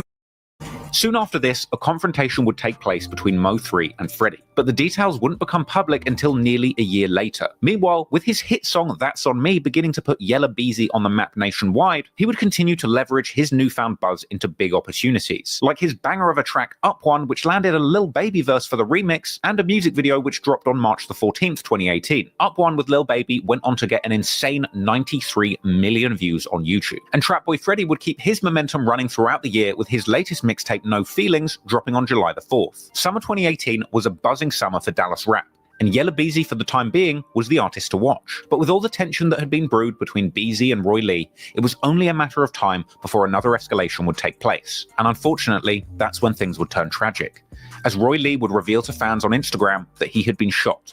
According to a later article, at 7:50 p.m. on September the 25th, Roy Lee was sitting in the parking lot of the Preston Valley Shopping Centre when a shooting took place, leaving Roy Lee shot in the leg and being rushed to hospital. Roy Lee had been seen in social media videos following the shooting, saying that he'd been shot in the leg and that he'd called the police and ambulance. Yeah, man, I'm doing all right, though. Yeah, I had to call the laws, man. I got shot in the leg. I couldn't drive. Man, the laws was there before you would have came. You would have got laws for any goddamn thing, man. Man, you don't with the law. They calling them up and don't nut shop. Man, bye, man. Talking about the police, man. I'm not gonna get into it with that. I couldn't drive. If I would have called him, it would have took him 20, 30 minutes. Hell no, I mean, the ambulance, police, all the firefighters, that's in the same bucket. All of them coming. It was an emergency. They took me to the emergency. They talking about, I know this too much of a thug, man. Talking about what they doing, what they don't do. Roy Lee had seemingly recovered well from the incident, and for weeks following the shooting, he would continue to perform live stand-up comedy. But at some point, he would take a turn for the worse. Other clips would circulate on social media showing Roy Lee laid up getting treatment in the hospital after the shooting, and he would continue to discuss the shooting on social media, saying that the shooters must have seen him at the Texaco gas station. Yeah, I know your leg's broke. So I know, that's what I was saying. No, by my ankle, the left ankle. It's out my hands, man. It's out my hands, man. No, I got shot, Brady. I was just about to go. I was just about to drive out. I said, I'm at Texaco. Oh, I thought you said Shells. So I just backed in the park at the barbecue spot. So obviously they seen me at Texaco. I'm just saying, I think they was watching me at Texaco. Because Texaco and Shells across from each other. I was just sitting in the car. And despite briefly recovering from his injuries and continuing to perform comedy, Roy Lee would sadly pass away due to blood clots in his lungs at 1:15 p.m. on October the 13th, 2018, as he awaited another surgery. Roy Lee was beloved in the rap community, even beyond Dallas, with the likes of even Young Thug mourning the loss of Lee on Twitter. Naturally, those close to him in the Dallas rap scene, like Mo3, would be devastated by the loss, with Mo3 later opening up about his friendship with Roy Lee to Adam 22 in a No Jumper interview, showing off the commemorative chain that he got made in Roy Lee's memory, and saying that it wasn't right for him to go out like that. What was it like when he passed? It hurt me. Yeah. Yeah. I never put him on a shirt. I never put him on a shirt. Because it meant too much? I put him right here. Shirt. It's like he wasn't supposed to die yet. Like, you know what I'm saying? A comedian. He ain't no gangster. Him getting shot and all this, it's like, that wasn't for you. You know what I'm saying? Like, that ain't even for your whole, you get what I'm saying? Right. Shoot a comedian who tell jokes on Facebook, bro. Local police would appeal for information related to the killing of Lee, but it seemed like the streets would be handling this themselves, because only days after the murder of Roy Lee, the very man who he'd been trying to fight for over a year, Yella Beezy, would be targeted in a shooting that would nearly claim his life. Despite the tension on the street, Revolutionary salute to my brother B.I.G. for donating 5 core-figure memberships to the people. Revolution's way of life. Absolutely appreciate the love, family, passing out those memberships. But the plan here, if you can keep them. Help us keep the lights on here, Core Figure TV. Salute. Appreciate the love, family. streets of Dallas, Yella Beezy had a record 2018. His buzzing hit That's On Me got in rotation on Dallas rap station K104 in March, and the song caught on at other radio stations, eventually becoming radio's #1 mainstream rap and R&B song at the time. Yella Beezy was charting on Billboard, and in September, he would get another industry W. Off the back of his buzz in Texas, he was invited to open for Jay-Z and Beyonce in Arlington at a September spot on their On the Run 2 tour. This was also the song that put Yella Beezy on the radar of rap A&R Chris Turner, who landed him a big deal on L.A. Reid's record label Hitco. Things couldn't have been better for Yella Beezy at this time in his career. However, the goings-on in the streets had the potential to put the brakes on his incredible career run. Following the tension with Roy Lee, individuals claiming to be affiliated with Dallas Crips were taking to social media and sending threats. You jump Roy Lee, yeah? Yeah, what, cuz? I don't give a what kind of gang you in. What's cracking? I don't know what kind of loc you is, but I don't give a what's up. You might be a neighborhood or a sixth something. I don't know what the you is. I don't know what the you is, and I really don't give a. And you can't do that. You out here, mother, think you tough because you got a little money, you got you a little social buzz. Oh, Crip, what's up? Now, it's been disputed whether or not the man in that video was actually any serious threat, but what we do know is that people all over the city were devastated by the loss of Roy Lee, from his own family to friends like Mo3 and his manager Rainwater. Clearly, somebody was out for revenge for what happened to Roy Lee, because only days after he was pronounced dead, in the early hours of the morning, on October the 14th, 2018, Yella Beezy is targeted in a drive-by shooting on the Sam Rayburn Tollway in Lewisville, Texas. The news reported over a dozen rounds were fired in the incident, with police finding a wounded Yella Beezy at 3:30 a.m. alongside State Highway 121 bypass, suffering 3 gunshot wounds. His G-Wagon was allegedly completely destroyed, and this near-fatal highway shooting was significant enough to make it to the TV news. Lewisville police say at 3:38 this morning, they got a 911 call from a driver saying he'd been shot multiple times by someone in another vehicle in the northbound lanes of the Sam Rayburn Tollway at FM 544.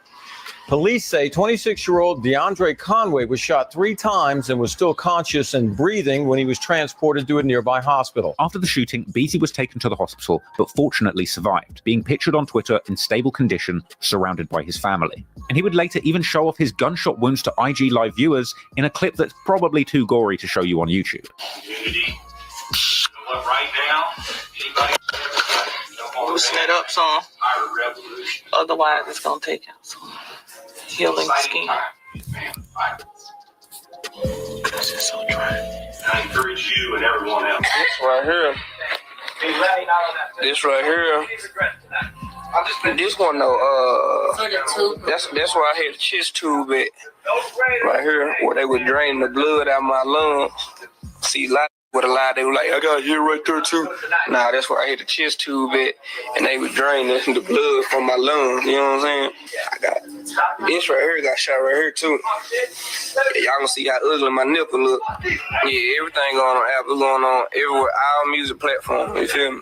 Seemingly, no arrests would be made in connection to the shooting, and despite the Dallas Observer reporting that Beezy's rapid rise had been halted by the shooting, following his recovery, Beezy would quite literally be back at it again, continuing his career on an upward trajectory through the rest of 2018, releasing his next project, Ain't Going Back, in November, which had big features from his idols Boosie and Kevin Gates, as well as YG, Lil Baby, 2 Chainz, T.I., Jeezy, and Rich the Kid. And that same month, Yella Beezy also opened up about the shooting in an extensive Breakfast Club interview, where they questioned him more intensely than the Dallas police probably did. He would explain that he left the club and people were following him home on the highway, eventually opening fire on his car. You know, I told him I got to go. So when I'm leaving, I get up in the car. Everybody know, like, when you leaving the club, you got to be looking, like, through your rear. Like, you got to try to see who follows. So when I leave the club, I'm running red lights and everything. Same with me. If you coming through the red light, that means you follow. So I'm on top of it, so I know what to do. Like, after that, you get what I'm saying? I'll get on the highway. I'm punching it. Like, it seemed like a couple cars trying to pull up on me. When I'm looking down, that's when I guess the car put up beside me, just start letting into the car with it. Beezy described the shooting himself, saying that he climbed in the passenger seat and steered the car whilst it was still moving with one hand whilst trying to find his gun, ultimately crashing the car and running off. I end up literally jumping into the passenger seat and start trying to steer because I'm trying to find the gun. I'm steady getting hit up, and so I swerved and I spun out and I crashed the car. So I find my phone, just open the door, get out the car, I start running. Beezy would also say that he believed the hate against him was all because he's overtaken the other rappers in his city, like Mo3, saying that they can't handle his success. It's just a jealousy thing. Like, a lot of people can't stomach, like, they was once a part, like, what they from, where you from, and now you at a high level, you know what I'm saying? And they not at that level you at, you get what I'm saying? He would also say that he believes that the entire beef with rappers or anybody, which I guess includes comedian, was not started by him, but he will finish it. When it comes to these rappers and everything, like anybody, if y'all see Yella into something, just know they started it first. 100 times out of 100, they started. Well, I just don't start nothing, you know what I'm saying? But I'll be the one finish it, you get what I'm saying? Like, we take stuff to a whole nother different level, you get what I'm saying? So that's why I stay out of stuff. DJ Envy would then ask Beezy if the shooting was connected to the murder that took place days before, with Beezy denying it. That was rumors it was retaliation for somebody that got killed. Yeah, man, like, I ain't never spoke on dude in interview. I ain't gonna speak on them, but like, he wasn't even no threat to do no stuff like that. You know what I'm saying? Like, and from here, he would open up and make it clear that they were referring to Roy Lee, with Yella Beezy bringing up Roy Lee's offer to fight, saying that he would have fought him if he saw him, but denying having anything to do with his death. The whole time you was screaming out fighting. That's what we wanted to do. So when I seen that's what we gonna do, we had already had a conversation where we did that. I did that. Like you not no threat. Like, rest in peace to him. Like, I don't wish no death on nobody. You know what I'm saying? Like, they ain't had nothing to do with me. Beezy would also break down the shooting and its aftermath with DJ Vlad, giving even more information, saying that nobody was arrested for the shooting, but also saying he wouldn't say if he did know. So you're sticking to the code with all this? I don't know nothing about nothing. Don't know nothing about nothing. Nothing about nothing. Right. However, Detective Vlad wasn't ready to give up on the case just yet, and sometime later he would also ask Mo3 about the incident, with Mo3 seemingly sticking to the street code too. When Yella Beezy got shot up, what were your thoughts about that? I gotta stay out the way. It's the world. You gotta stay out the way, man. Clearly, the tension between the rappers in Dallas was getting worse and worse as the months went by, and at a certain point, OGs from the rap game were even getting involved trying to give advice. Lil Boosie warned Yella Beezy after the incident, saying that he needs to keep a gun in his car and he shouldn't go back to his own city because the haters there will kill you. Yeah, Yella Beezy got hit up too. So even when you go back to your city, you gotta have 50 guns around you, man. When you go back to your city, you don't know that you beat up in elementary school won't come back. You don't know that you jumped in middle school. You know, who you took it, who you loved to death. You don't know when they won't come back. You gotta have 50 guns around you at home, man. You got them on the video. That's your city, man. Cause they hypnotize or hate you. They gotta hear about you more than anybody. You know, hypnotize with him. You won't murk you. You know, won't put you on a t-shirt. Police got something against you because, you know, you went to school with them. They was in the same class, but you doing better than you went to the woods. You get the classroom. Yeah, man, the police gonna put you in your police gonna put you in your city because, you know, they went to school with you. And they was doing better than you in class. And now you the success, you know. Hey, I'm finna put I'm finna bring him down. Unfortunately, despite being someone both Mo3 and Yella Beezy looked up to, Boosie's words of wisdom weren't enough to calm tempers in Dallas. And moving into 2019, we'd sadly see more clashes and escalations from these two talented artists. After recovering from the shooting, Yella Beezy got straight back to his buzzing rap career. In December 2018, dropping the video for What I Did featuring Kevin Gates, another monster hit showcasing Beezy's melodic abilities on the mic that today sits over 65 million views. But Yella Beezy wasn't the only one pushing his career forward. Also in December 2018, Mo3 would return with his latest tape, 911 Gangsta Grills, hosted by legendary DJ Drama, who would shout out Roy Lee between tracks, starting off with the aggressive track Outside, where a defiant Mo3 appeared to tell his ops that he's outside and ready for the smoke, and ready to put someone to sleep. He would also have the track Word Around Town, a track where Mo3 seemingly infers that he was involved in Yella Beezy's shooting, as the track features numerous lyrics referencing people being shot in their cars, like this one where Mo3 raps, "Word around town that some body got found, slumped over in the car, body stretched out on the ground." As well as another lyric where he raps, "My guy got hit, now I got a slide for this." And even one lyric where Mo3 quite literally says, "They just got the word to me, the op in town, hit the dude's car up, watch it spin around." On Scared of Me, he claims that he's ahead of his ops in the city and that they're scared of him. Clearly, following the tension in the city, a defiant Mo3 was looking to send a message. And whilst there was a lot of negativity behind some of the music coming out of Dallas, the city's rap scene was absolutely buzzing going into 2019. In January, Mo3 would get a call from Boosie, who was apparently at DJ Khaled's house, ready to record an iconic remix to his track Everybody. Everybody was on Mo3's Shot as 3.0 mixtape that dropped in March 2018, but Boosie breathed new life into the remix, dropping a video for Everybody featuring Boosie on the 14th of January 2019, with the track becoming one of Mo3's most streamed songs to date, sitting right now at over 103 million YouTube views. But Mo3 wasn't the only person in the city making moves around this time either. Also in January, Trapboy Freddy would drop his latest project, Rockboy Freddy 2020 Flow, and Yella Beezy would drop big videos for his tracks My Way Up and Keep It On Me. But sadly, moving into late February, the feud between Dallas's buzzing rappers would kick off once again, when on February the 22nd, 2019, Mo3 releases the song 219, commemorating the birthday of Roy Lee and dissing numerous rappers from the Texas rap scene. Mo3 would say that if he died today, one of his ops would die too, and that the interviewers keep asking him about the other rappers in his city and that he hates all of them and they're scared of him. He claims he's not about the internet beef and that he is actually going to kill one of these rappers. He rapped that he shot at somebody's Sprinter bus, an apparent reference to an earlier shooting targeting Trapboy Freddy's Sprinter. He references the body in Fort Worth, saying that he had a show but he doesn't recall the murder, and referencing Yella Beezy's shooting, saying you heard about that rapper that got shot on the tollway, as well as saying that the city knows what he did when he hit up that rapper and made him famous, and saying that he barely made it and he won't make it again. And he would claim that his ops have put a $10,000 bounty on his head, but they won't be successful. Naturally, this song caused shockwaves in the Texas rap community. Go Yayo would respond to lyrics from the song by Mo3 on Live, denying lyrics from the song, saying that Mo3 had never hurt him, and suggesting that Mo3 isn't responsible for the shootings he claimed in the song. When you made that song, I bet you like, oh, I'm finna studio with this one. Like, I'm gonna drop it on Roy Lee's birthday so I can get all them that behind me. Oh, I know exactly what I'm gonna do. You making all this talking about you done hit sprinters up, boy. Stop playing with us. But be for real, I ain't never heard about no slapping me, punching me down. None of that. Should have kept the murder out your little rap beat, boy. Tollway. You gotta be a stupid mother. Shoot at it on a tollway. Every time you jump on a tollway, it's cameras. Yayo would go on to suggest that Mo3 was not the person who caught the body, as some people thought during that altercation in Fort Worth. Should have never said nothing about no Fort Worth, murder, all that. Stop lying, bro.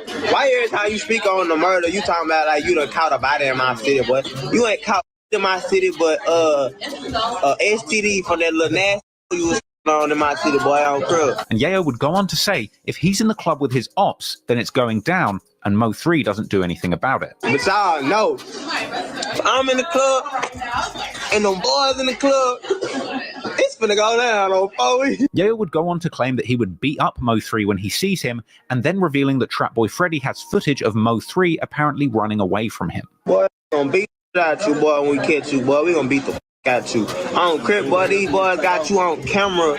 These boys got you on camera running under cars. Running under cars. Stop playing with me. And this bold claim by Go Yayo would be backed up by Trapboy Freddy himself, who would then take to Facebook sharing this supposed video, leading to a vicious back and forth between Mo3 and Trapboy Freddy.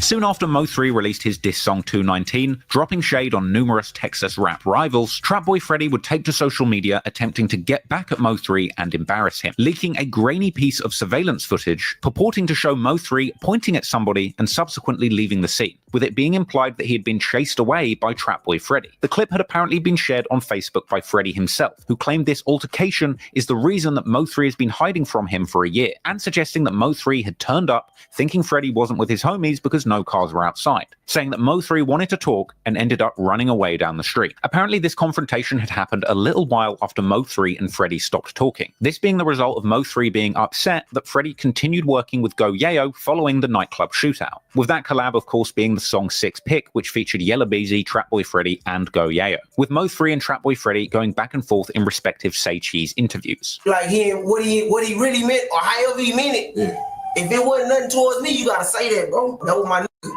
And I vouch for him on every level. So If it ain't the same, it ain't that. I ain't gotta stop talking to nobody. You can't get on social media and explain everything that goes on in the street. You know what I'm saying? You can't do that. The goddamn radio people, the goddamn bloggers, you can't tell them, say, we ain't doing this because of this and this and this. You can't do that. You just go your way and do your thing and worry about yourself. Like, and you know, they gonna paint their own picture at the end of the day, but like, nah, man, like. Mo3 would respond to this newly leaked footage in a heated IG live where he seemingly rebuffed claims that he was running away, telling Freddie to post the full video, which apparently tells a very different story, and saying that he pulled up on Freddie a year ago and Freddie did not want the smoke.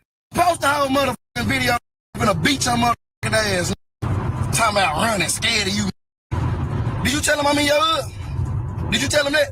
Did you tell him on the video that I pulled up in front of your motherfucking store? In that old, that's a year ago. You ain't want to scratch. I was telling him, blood, I just want to fight. I just want to beat you up real fast. How I was doing? Blood, you don't put that down, blood. Blood, put that down right there. Just come on, blood. This is all I got in my hands, blood.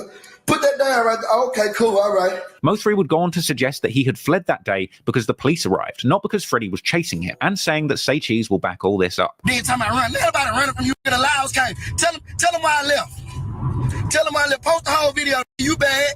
Listen what I said. Say Cheese trying to get in my business. Sean Cotton. Tune in, Sean Cotton. How the fuck I tune Say Cheese in? Say Cheese seen that video, so he know that I'm back when I'm talking. Say Cheese seen the whole video. If y'all see the whole video, listen, in the street, you know, if the police come, fam, it was like 8 or 9 on the block that day, broad day.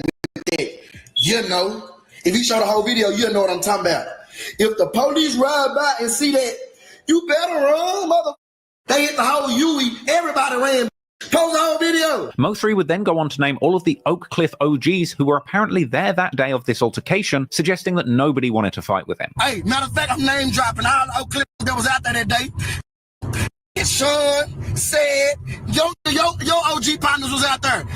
Tell them your OG partners was out there. KJ, Keith the Poke OG. Yeah. Tell them Red Dog was out there. Another big homie. He was out there. What Mo3 do? What Mo3 do when he pulled up? Say, I want to look at that. Let me scratch him and punch you down real fast. Come on.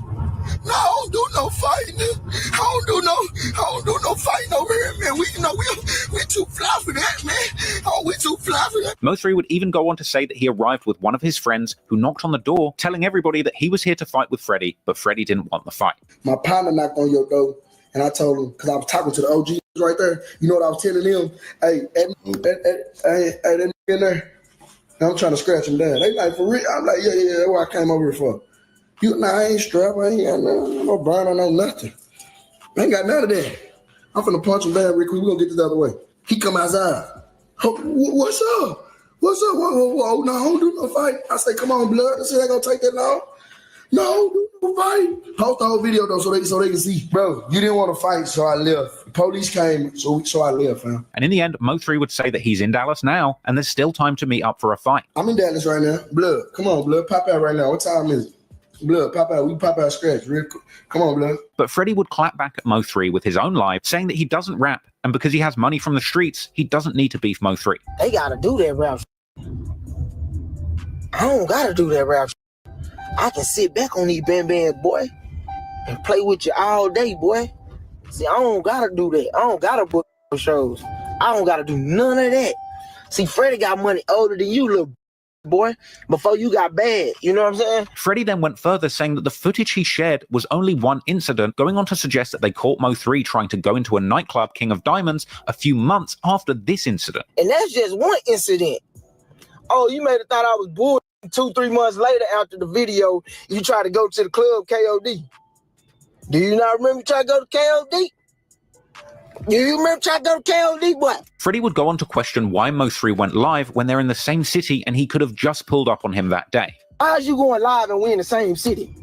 Let's get this gangster popping. Call me, let's pop up. What you doing? I want to fight. Boy, you better go sign up for boxing. Revolutionary salute to DJ Chop Will for the donation to the war chest. Revolutionary way of life. Absolutely appreciate the love, family. Salute to you. Clearly, Mo3 was up for this challenge as he would be seen on live once again that day, saying that he's ready to meet Freddie for a fight. Blood, kill our lit. Let's pop out. I'm in the city right now. Let's pop out. Where you at? Let's pop out. We all gonna pop out. Ain't nobody listen. Ain't nobody really got to pop out, Jimmy and you in the camera. Mo3 would go on to say how frustrating it was for Freddie to tell him to come and pull up on him when that's literally what he did in the video a year before. I am from North Dallas. I went to Oak Cliff on Sino with some Oak Cliff. I went and pulled up at that boy's store like a real dude. I ain't get on Facebook. I pulled up. Y'all didn't even know about this, and here come a year later.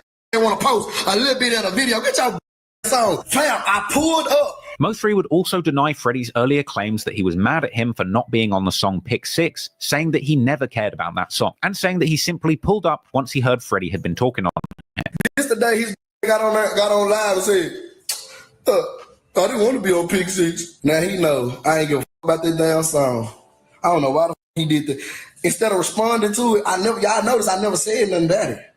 I pulled up on him. That's what real. Mo3 would go on to call for Freddie to meet him for a fight numerous times over the course of the live. Blood, it ain't nothing for us to get in vehicles, pull up, everybody out there, so it won't be no friction, it won't be no misunderstanding. You understand me? Hell, I don't give a damn if you bring your kids. I don't give a damn. Hey, call the referee. I don't give a fuck what they do. I do you even better. I come with just 4 people. You can come with 100 people or 50 people like you always be. I just come with 4 people. Is that cool with you? Let you go ahead, pull up. I punch you in your mouth a couple times. And you know, that's cool. And seemingly after this, Mo3 would jump in the car and quite literally pull up once again, claiming to be outside the CME headquarters where Freddie hangs out. I don't keep talking about this. You know, because I'm out here.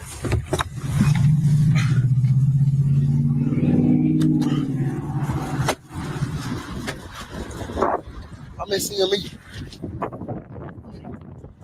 I'm in CME.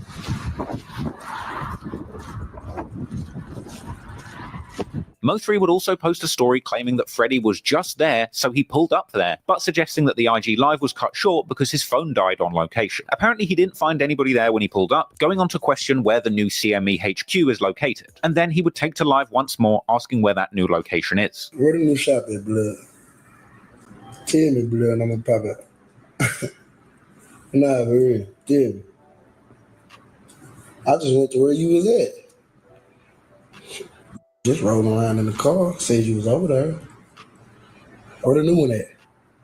10. And following that up with a story saying that Freddie and Yella are scared of him. Now, clearly things were escalating to dangerous levels at this point, and naturally the public nature of this feud would soon drag others into the drama. In Mo3's original live, he said that the beef between him and Freddie wasn't about Oak Cliff versus North Dallas because he has friends in Oak Cliff, even calling on the OGs to stick up for him. This not about no Oak Cliff, North Dallas. This not none of that. This about us and them. I got partners from the Cliff, fam. I got like we heard we heard like so like I be already in there, bro. Like I'm already there. You capping? I need all the OG.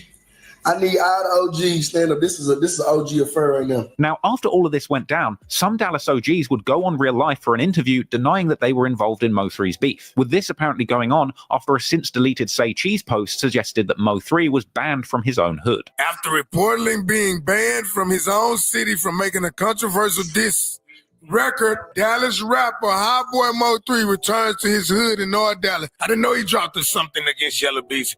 You know, because we don't got nothing against Yella Beezy or Trap Boy. This ain't no Oak Cliff, North Dallas thing. On some shit you got going with Yella Beezy, man, we not going for that, bro. We ain't got nothing to do with Yella Beezy, a Trap Boy Freddie, and Mo3 beef.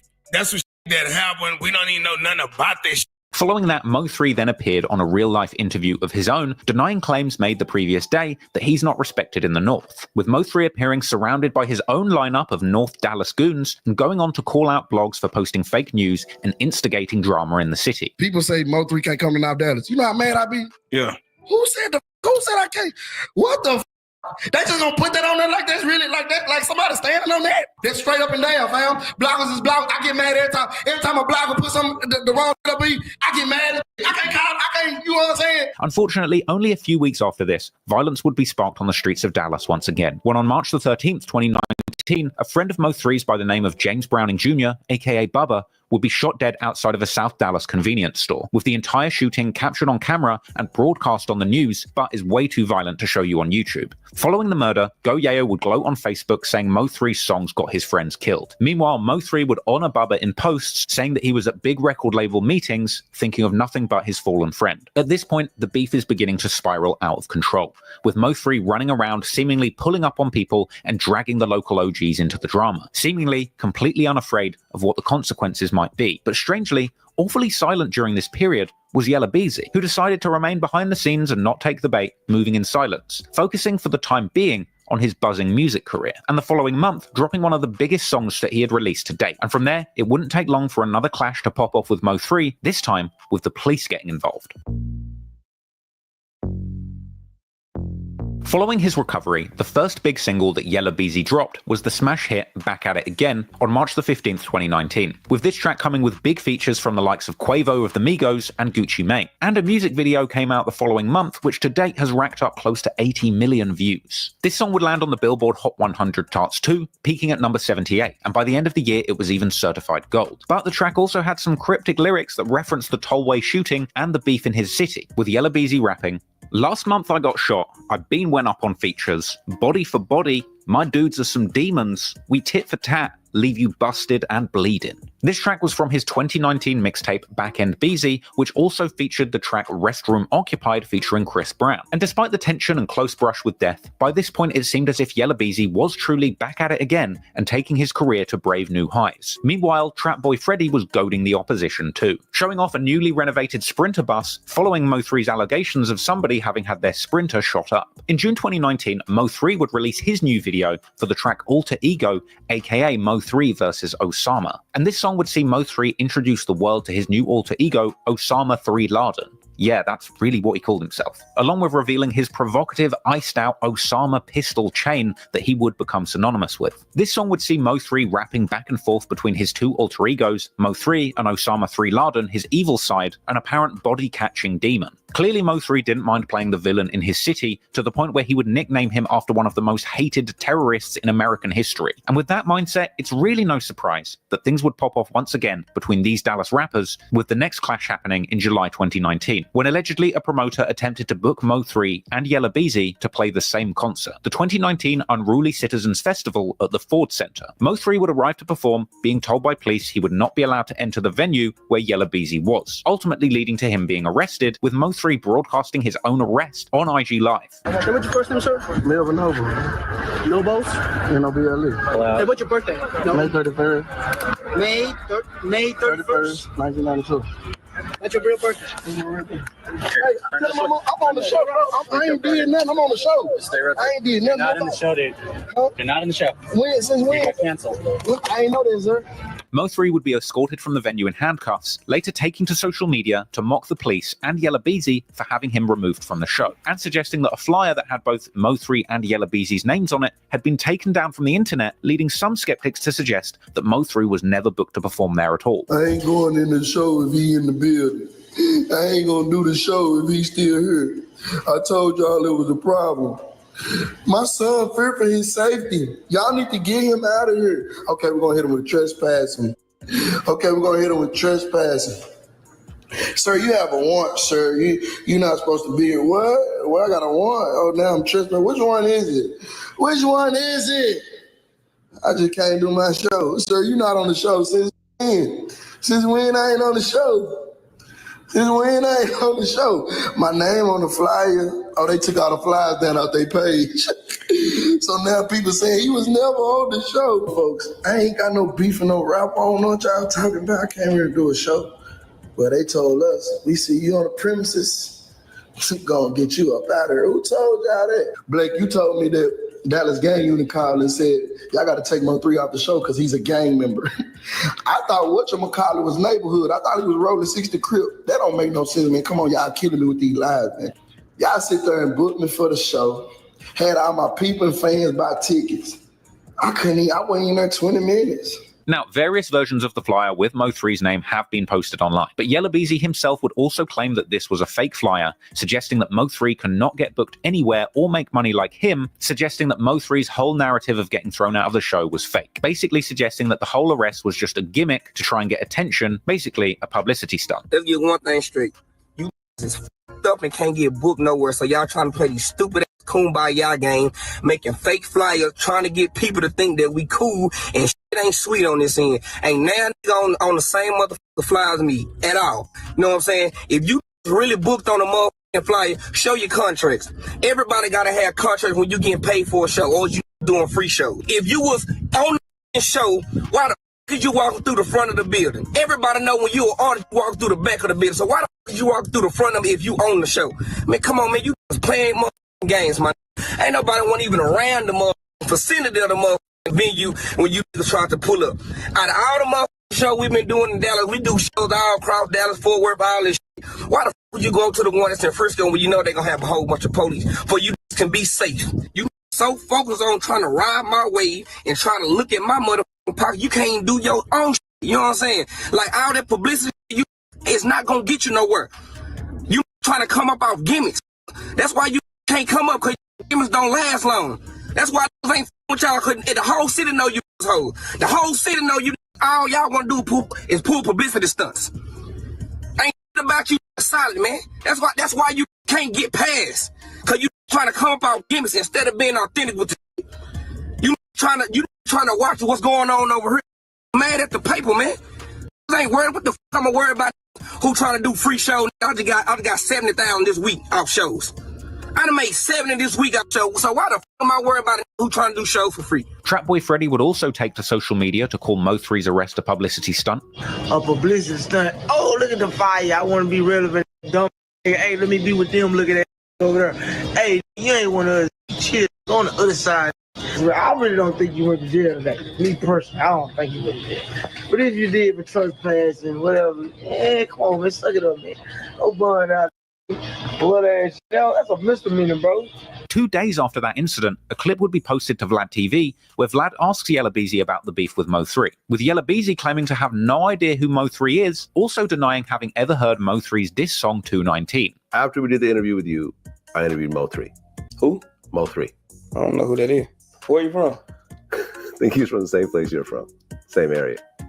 Dallas? Yeah. I don't know him. Never heard of him? I know everybody from my city making noise. Mo3 dropped a song called 219. Some people say is a diss song towards you.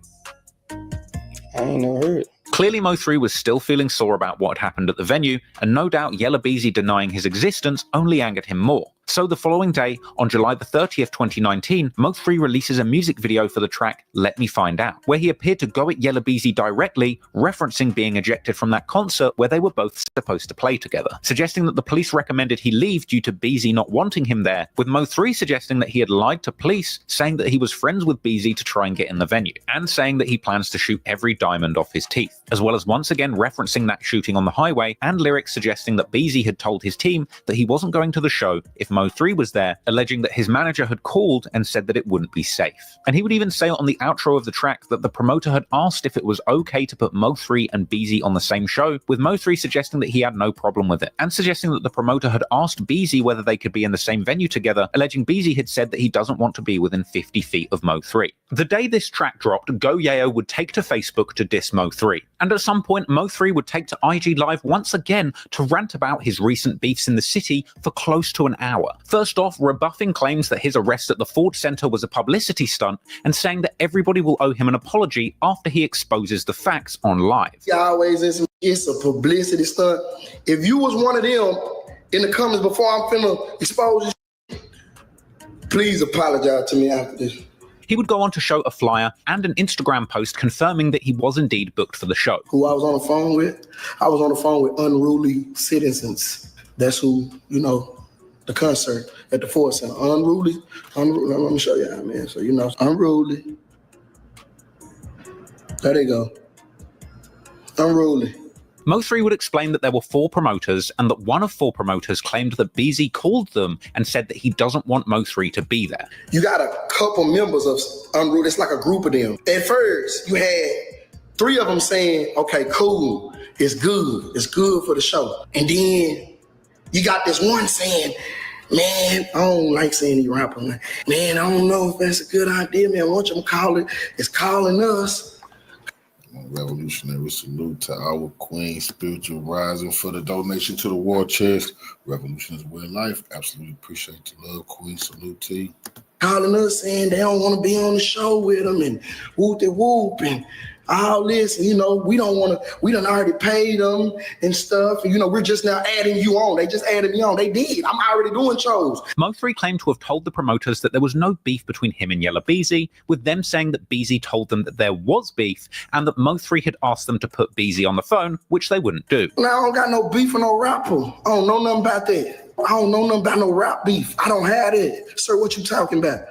Man, he said that y'all got a problem. He said that. Let me talk to him. Put him on the phone. Nah, we can't do that. Man, just put us on the phone, man. This business. I ain't got no rap beef. Mo3 went on to say that he thought he was booked for the show, even saying that Future, one of the headliners, shared the flyer with Mo3's name on it publicly, suggesting that they only deleted the flyers mentioning Mo3 after the event had taken place without Mo. So I told the promoter, I'm good. I'm going to do, you know what I'm saying? Book me, I'm going to do my shit.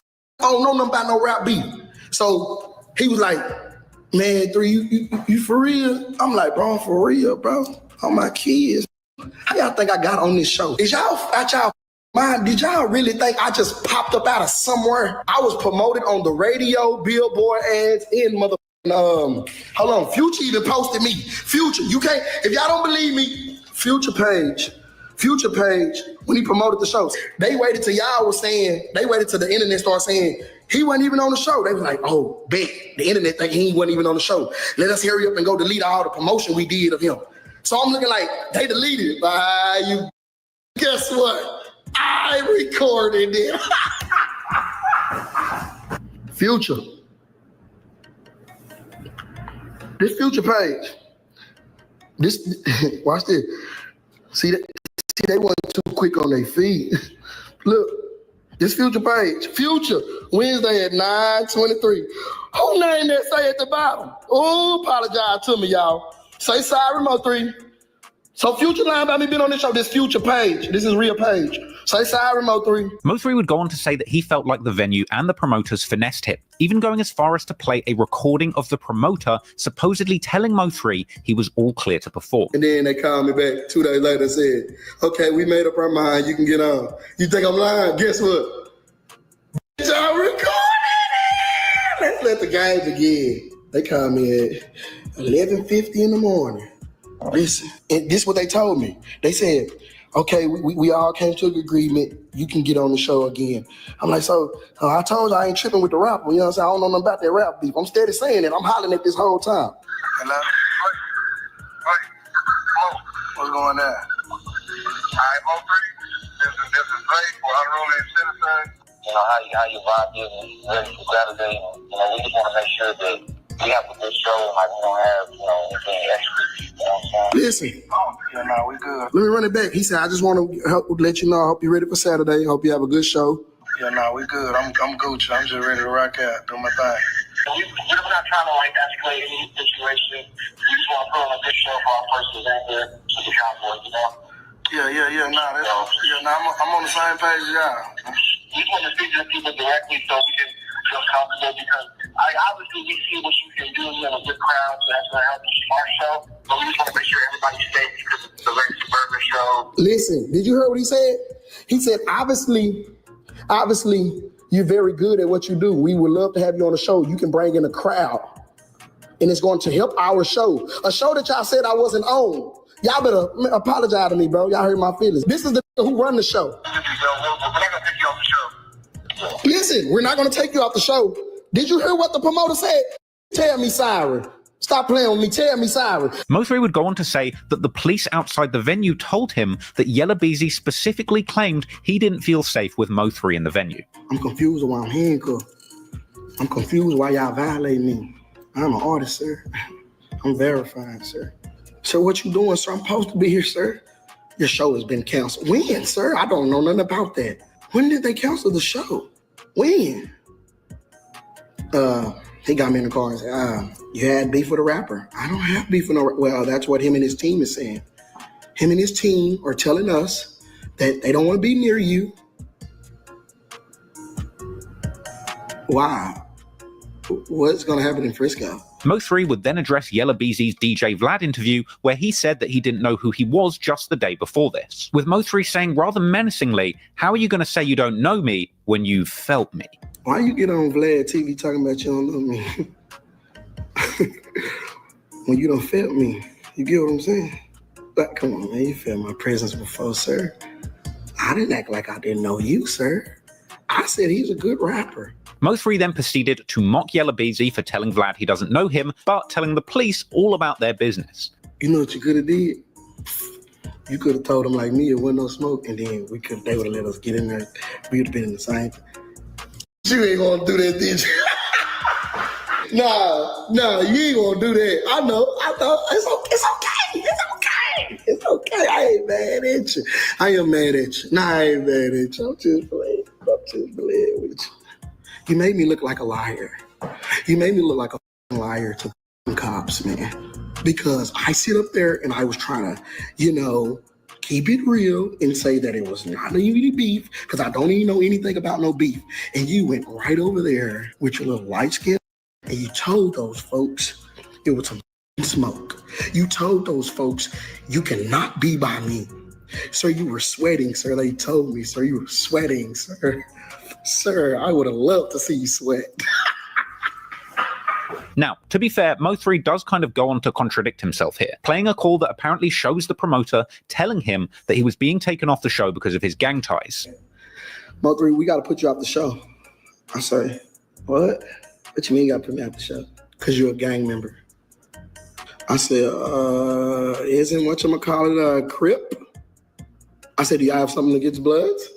I didn't know it was illegal to be a gang member. As long as you're not doing gang member crimes, it's okay. You have the freedom of speech and freedom to represent whatever you want to represent. They got Ku Klux Klan out here. 50 Cent was gang banging once upon a time. He's successful. Sir, I'm not comprehending Lil Wayne. I always say, so woo. He's successful. Y'all think I'm lying? They said I could cook because I was a gang member. Guess what? I recorded it. The Dallas gang. Oh, gang unit police. Listen, he said the Dallas gang unit police called them and said, y'all have gang members on y'all show. And they said, who? And I guess I'm the only gang member. So they had to take me off, but I thought whatchamacallit was a 6-0 neighborhood Crip. Right. That don't, come on, man. Y'all got something against them banner hunters? Whoa, 282. Whoa. But he over there talking about neighborhood, let the C's lie. But I'm the only gang member.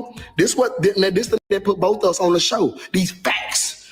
Y'all ain't gonna make me look bad. What I'm lying for? Clout chasing for what? And after some bounty hunter blood banging on the phone, Mo3 would claim that after his arrest, he managed to get the promoter to admit that it was Yella Beezy who didn't want him in the show, not the gang unit. Mo3. But you just said they got all them gang members. Why I'm the only gang member that got to be taken out? How they just gonna call me a gang member? I'm not blaming nothing on the police. Listen, this him. M03 on the show. Is it good? Don't blame nothing on the police all the time. Stop that. Don't do that. I'm not blaming nothing on the police officer. What I'm trying to tell you is that on Wednesday. Hold on. No. I understand it. Listen, a rapper and his management felt like it was a bad idea. True or false? Watch me get quiet. Hello? Listen. He didn't want to listen. All this was a bad idea. Don't stop blaming the police. All this is going on. All this commotion caused up. I'm going to jail because a rapper is getting on your by letting me on the show because he feared for his mother safety. How many times did you tell me that? And I said, why would he fear for his safety? I can't do nothing up here. In the end, Mo3 spoke his piece and seemingly proved to the world that he was at least booked for the show at some point rather than the whole thing being a publicity stunt. But at the same time, it does sound like he kind of knew he wasn't entirely welcome when he turned up at the venue. And even denying that all of this was for publicity, the promotion and subsequent Instagram live rant was indeed good publicity for Mo3. And despite Mo3 claiming time and time again that he could have been in the same venue with Yella Beezy without any drama, we all know that's not true. And from here on out, it would only take a couple of months before Mo3 and his ops would indeed find themselves at the same venue. And unsurprisingly, it all popped off. Following on from Mo3 being rejected from the concert at the Ford Center where the Yella Beezy performed, he would continue to have back and forths with his biggest rival on social media. On October the 2nd, he appeared in a Say Cheese interview where he jokingly suggested that he might be willing to settle the beef in a celebrity boxing match, echoing Roy Lee's earlier sentiments. Celebrity boxing, man, you understand me? Three versus whatchamacallit, T Diddy, knock T Diddy out third round. You get what I'm saying? Boom, boom, boom, he got nuts. You know what I'm saying? And then whatchamacallit, just the icing on the cake. You know what I'm saying? That's really what they want to see. They don't want to see T Diddy. You get what I'm saying? Not them facts. You get what I'm saying? Like, the T Diddy, the backup dancer, we're going to go get him out first. Let him come out, do his dance around the ring, whoop, whoop, scoop him up, he out of there. Despite saying that he would knock them out in the ring, Mo3 would go on to say in a less joking manner that it's possible he could have squashed the beef had he been allowed backstage at the Ford Center that day. Could he have been squashed that day? It could have been squashed, probably. You get what I'm saying? When the promoter said, hey, do you think you can be on the same show as whatchamacallit? Duh. What is you talking about, bro? I do 1,000 shows. Ain't no man gonna stop me from not getting on no stage. You get what I'm saying? Later in August, Yella Beezy's full DJ Vlad interview would drop, where he would discuss the tollway shooting, telling Vlad that he would not forgive the shooter, even going as far as to say that if his shooter apologized to him, they wouldn't make it out of the building because Beezy wants his get back. Now, you not finna come and try to say, I'm the that shot you and think you finna walk away. I'm gonna get my lick back. Also in the interview, Beezy would discuss his monster jewelry collection, suggesting that at this point in his career, he has 7 figures at least in ice alone. Would you say you have $1 million in jewelry at this point? Sure. Clearly, Beezy was doing very well for himself off of shows. In fact, do you remember when Mo3 didn't get let into the concert and Yella Beezy went on that rant where he said that Mo3 gets no bookings and makes no money and bragged about all the money he was making from shows? Don't be worried about another. I done make 70 plus this week out shows, man. How the f can I worry about another? I do this every week.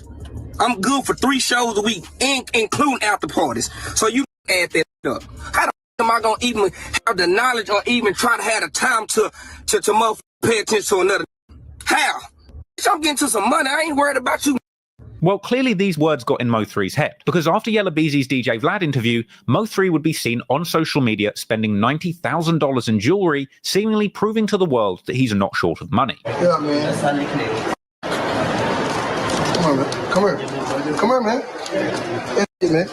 Get that. That drip. That drip, man. Get that drip. Oh, yeah. That way. That way. Get my boy. Come on, boy. Let me know what we doing. I know it. That's a wrap. 60 for the watch, 30 for the chain. Later that month, Mo3 would appear on No Jumper, where Adam22 asked Mo3 what it would take for the beef to settle down, with Mo3 echoing Roy Lee, saying that he wants to fight his ops in the ring for money and settle things that way. Would be able to sit down and sort it out. You suggested a boxing match in your Say Cheese interview. Yeah, look. I just want to punch him down. If it's some beef, cause I still don't know nothing about this beef. I'm not no boxer, but I'll punch him down. You get what I'm saying? It's like just to shut everybody up.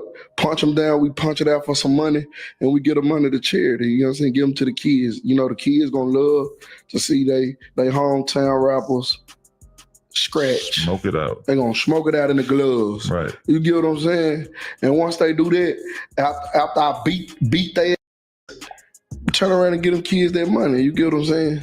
Seemingly in response to this, Yella Beezy posted on his Instagram saying that he can't wait to punch Mo3. And unfortunately, only a few weeks after this, yet another confrontation between Mo3 and Freddie taking place at the CME merch shop would be leaked on video. As on the 26th of September, Freddie would share surveillance video allegedly showing Mo3 arriving to the store once again looking for a fight, with someone shouting in Mo3's face backed up by another man, allegedly Freddie, holding what looks to be an assault rifle. with Freddie suggesting that this was the very day that Mo3's roam free pass was revoked. Mo3 would reply to this, mocking Freddie for standing there with a gun in his hand whilst Mo3 himself was there, shirt off, ready to fight, and once again suggesting that this video had also been selectively edited. Mo3 would then take to Instagram, posting a video of him reacting to the footage and claiming that he came there unarmed to fight like a man. It's so friendly. Wow. Look at this video. I'm shirt off in your hood at your store. Telling you, put that man, I'm gonna beat you, I'm gonna knock you out. And all your partners was around there. All your partners with you. I'm at your store in your hood on Sanger at your store next to the motherfucking lunchroom. Shirt off. Look in the video. I'm in his face, shirt off. Put that strap down, I'm gonna knock your out. He did it. He ain't never put that. Come on now, ain't no damn fool. I don't want to punch him too hard and he shoot the. Don't forget the fact, y'all. I came to his hood at his store. My shirt, you see my shirt off and my shorts on, no strap in my hand. I could have bought a strap. Why I won't do all that, man? It's broad daylight. Why I won't do all that? I came to punch on you, you know, just a little bit, and that was gonna be it. This got tough with this big gun in hand. He ain't even shoot the. You never supposed to draw down on a person, sir, if you're not gonna, you know. Mo3 would go on to say that the footage was 2 years ago and that he hasn't seen Freddie without a gun since, even questioning why Freddie didn't shoot him that day. 2 years ago. I ain't seen that since then without that gun. That's that video I was talking about. He still keep adding in there. Question of the day. How you let her come to your store, it's your store, on your block, check you, tell you fight, you draw down with a big AR and let them leave and then shoot them and nothing happened to them? Hold on, so I came to your block at your store, made your come outside, told you scratch, you drew down with an AR and you let them leave? Ah, come on, man. I hope y'all ain't glorifying the fact that this had a strap and didn't want to scratch. It ain't like we seen each other somewhere else. I pulled up. That's what you call pull. I pulled up. I came to where he at. And you let him leave. You let me leave. You drew out this big ass gun for nothing. Let me leave because you didn't want to punch it out and get your knocked out. That's what the camera was going to show. You get your knocked out. You ain't want that this. You got a reputation of hoe. Clearly, Mo3 was looking for Freddie to engage in a fist fight rather than a gunfight, and the following month he would finally get what he was looking for. Because at the 2019 Dallas State Fair in October, there was an altercation where Trapboy Freddie allegedly caught Mo3's manager Brandon Rainwater lacking at the fair and started a mass brawl. Grainy footage would later surface of the incident, which is too violent to show you on YouTube, but it would purport to show somebody being sucker punched before a mass brawl broke out in the middle of the fair, with it being suggested that the person who was initially rushed and punched being Brandon Rainwater himself. Following the supposed fight, Trapboy Freddie would post from the fair telling Mo3 that his partner was getting beaten up. Hey, better get to the fight. Your partner's already getting the And sometime later, Freddie would post saying just how happy he was to finally punch someone with his big rings. Oh, I finally got to hit a with the motherfucking rings. Yes, sir. Finally got to give me one. We had to have a 9th grade knockout. That's so fun. Sadly, this would be only the first of several incidents where Mo3's enemies in the streets would physically attack the man managing his music career. And unfortunately, the next occasion where fists would fly in Rainwater's direction would be much more brutal and much more closely documented. In December 2019, Dallas rap fans would be shocked when headlines hit that Mo3 had been shot in the head. He would go even further, supposedly posting footage of himself bleeding on Instagram after the alleged incident. Hey, come on. Hey. Pull through here. I'm good. Shot me in my hand, grazed my back. Man, I'm good. Now, it would later turn out that this shooting was entirely fake. In reality, it stemmed from a music video for his song Why, with the whole shooting thing just being a publicity stunt to promote his latest project, Osama, of course named after his destructive alter ego, Osama 3 Laden. This project featured numerous disses leveled at his ops in Dallas, as well as that scathing diss track 219, which had only raised tensions between the warring rappers in the city months before. But unfortunately, as we saw at the Dallas State Fair, despite Mo3 claiming to be untouchable, his feuds were beginning to affect those around him. And moving into 2020 once again, Mo3's manager Brandon Rainwater would end up being on the receiving end of a beating meant for Mo3. Reports would surface that in January 2020, an altercation took place at popular nightclub V Live. Allegedly, Mo3's manager Brandon Rainwater arrived at V Live strip club being told by security to wait outside. Eventually, he was spotted by Yella Beezy and his entourage, at which point a security guard holding a gun approached him along with Yella Beezy. Apparently realizing what was going on, Rainwater tried to run away, knowing he was about to be attacked. And eventually, the full surveillance footage showing the entire altercation would surface online. But once again, that's far too brutal to show you on YouTube. But in the video, we see Rainwater run out of the gates of the nightclub entrance into the street, being chased initially by one person thought to be Yella Beezy himself, with Beezy grabbing Rainwater's coat, pulling it off, and pulling him to the ground in the process, then beginning to punch and kick him on the floor. At this point, several members of the entourage rush into the street and join in on the brutal beating, with Rainwater trying to escape, ultimately being dragged into the middle of a busy intersection close to moving traffic. At one point, Rainwater is thrown in front of incoming SUVs, and it's honestly a miracle he wasn't run over and killed. Eventually, the group of around 5 people taking part in the beating would turn around and run back to the club, leaving a seriously injured Rainwater laying in a busy street, unable to get back to his feet as traffic speeds past him. Shortly after this, another clip would surface showing Beezy and his entourage running back to the club, with Beezy himself yelling on camera that he had beaten up Rainwater all by himself. For real. They running, ran for what? I beat them up. I'm leaving, yo. This incident left Rainwater with a dislocated hip, and he would eventually sue Yella Beezy for $1 million in damages. And Mo3 would react to the news of the vicious assault on his manager in an Instagram live session, where he would say that his ops don't get any points for beating up a professional from the industry who isn't in a gang. No points. No points. He gets no points. The video going around that hit the internet. The video done surface. You can't J no nigga that's not like that, that's not cut like that, and ain't even trying to be like that. It ain't, oh yeah, that's how we riding. Know what's up? Ooh, Rainwater. Let me say his name, cause I keep saying, whatchamacallit beats up Mo3's manager. First of all, I want y'all to understand that's the only way the views, the numbers, and everything gonna go up, because it's got my name in the front of it. First of all, y'all taking it like a whoop me or something, dodging me, ducking me, ain't even trying to be in no vicinity of me. I don't know why I'm a friendly rapper, but you know what's up. Anyway, listen, this ain't even about me. Fam, the video come up, I'm finna show y'all both videos. You get, cause guess what they recorded. Rainwater, my manager, is not no street. He graduated high school and went to college, sir. You get what I'm saying? He was promoting and throwing college parties for a living. He wasn't selling drugs. He wasn't gang banging. He wasn't locking B's and C's. He wasn't doing none of that. You get what I'm saying? Let me say that again. Rainwater, Mo3's manager, it's not no street. He's not no street. He ain't out here. He pulled his pants up on his ass, and whoop the whoop, and you know what I'm saying? Talk like he got some sense. You get what I'm saying? He's scary. Why is 5 chasing down a scary man? Huh? You don't get no points for that. Then you walk back to the car talking about, yeah, I beat him up. Guess what, they recorded. He's not street at all. He be mad at me for something that I be doing. And I gotta tell him, man, God damn, come on, scary. Fam, y'all whooped the scary, and y'all ain't even whooping good. I'm disappointed.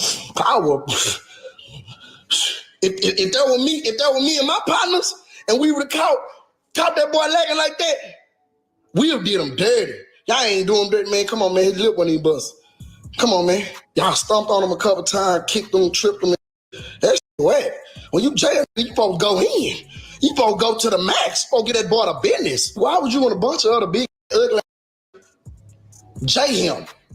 Fam, if you like that, you could have just whooped him yourself. Then I asked him. Then they talking about where he ran. 3, you see him running? I know he ran. I asked that hoe, I called him. I said, Rain, why you run? He said, 3.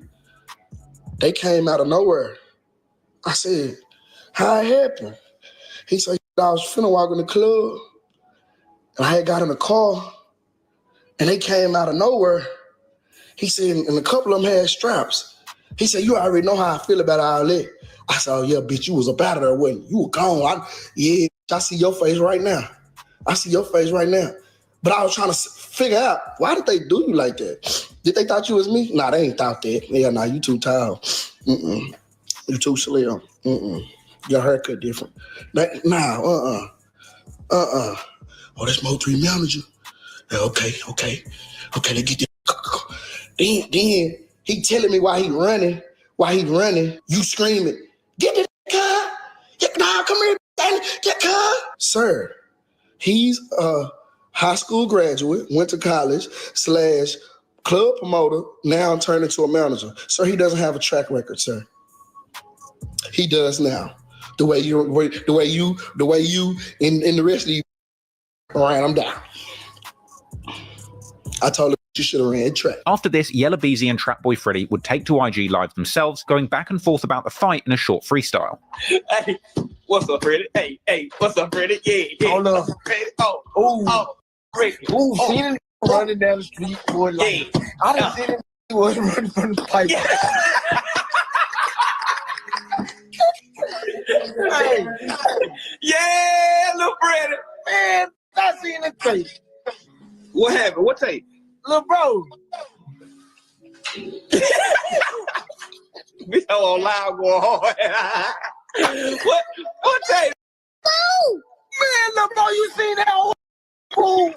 Here, hold on. Shut your Kermit the Frog, flip my teeth.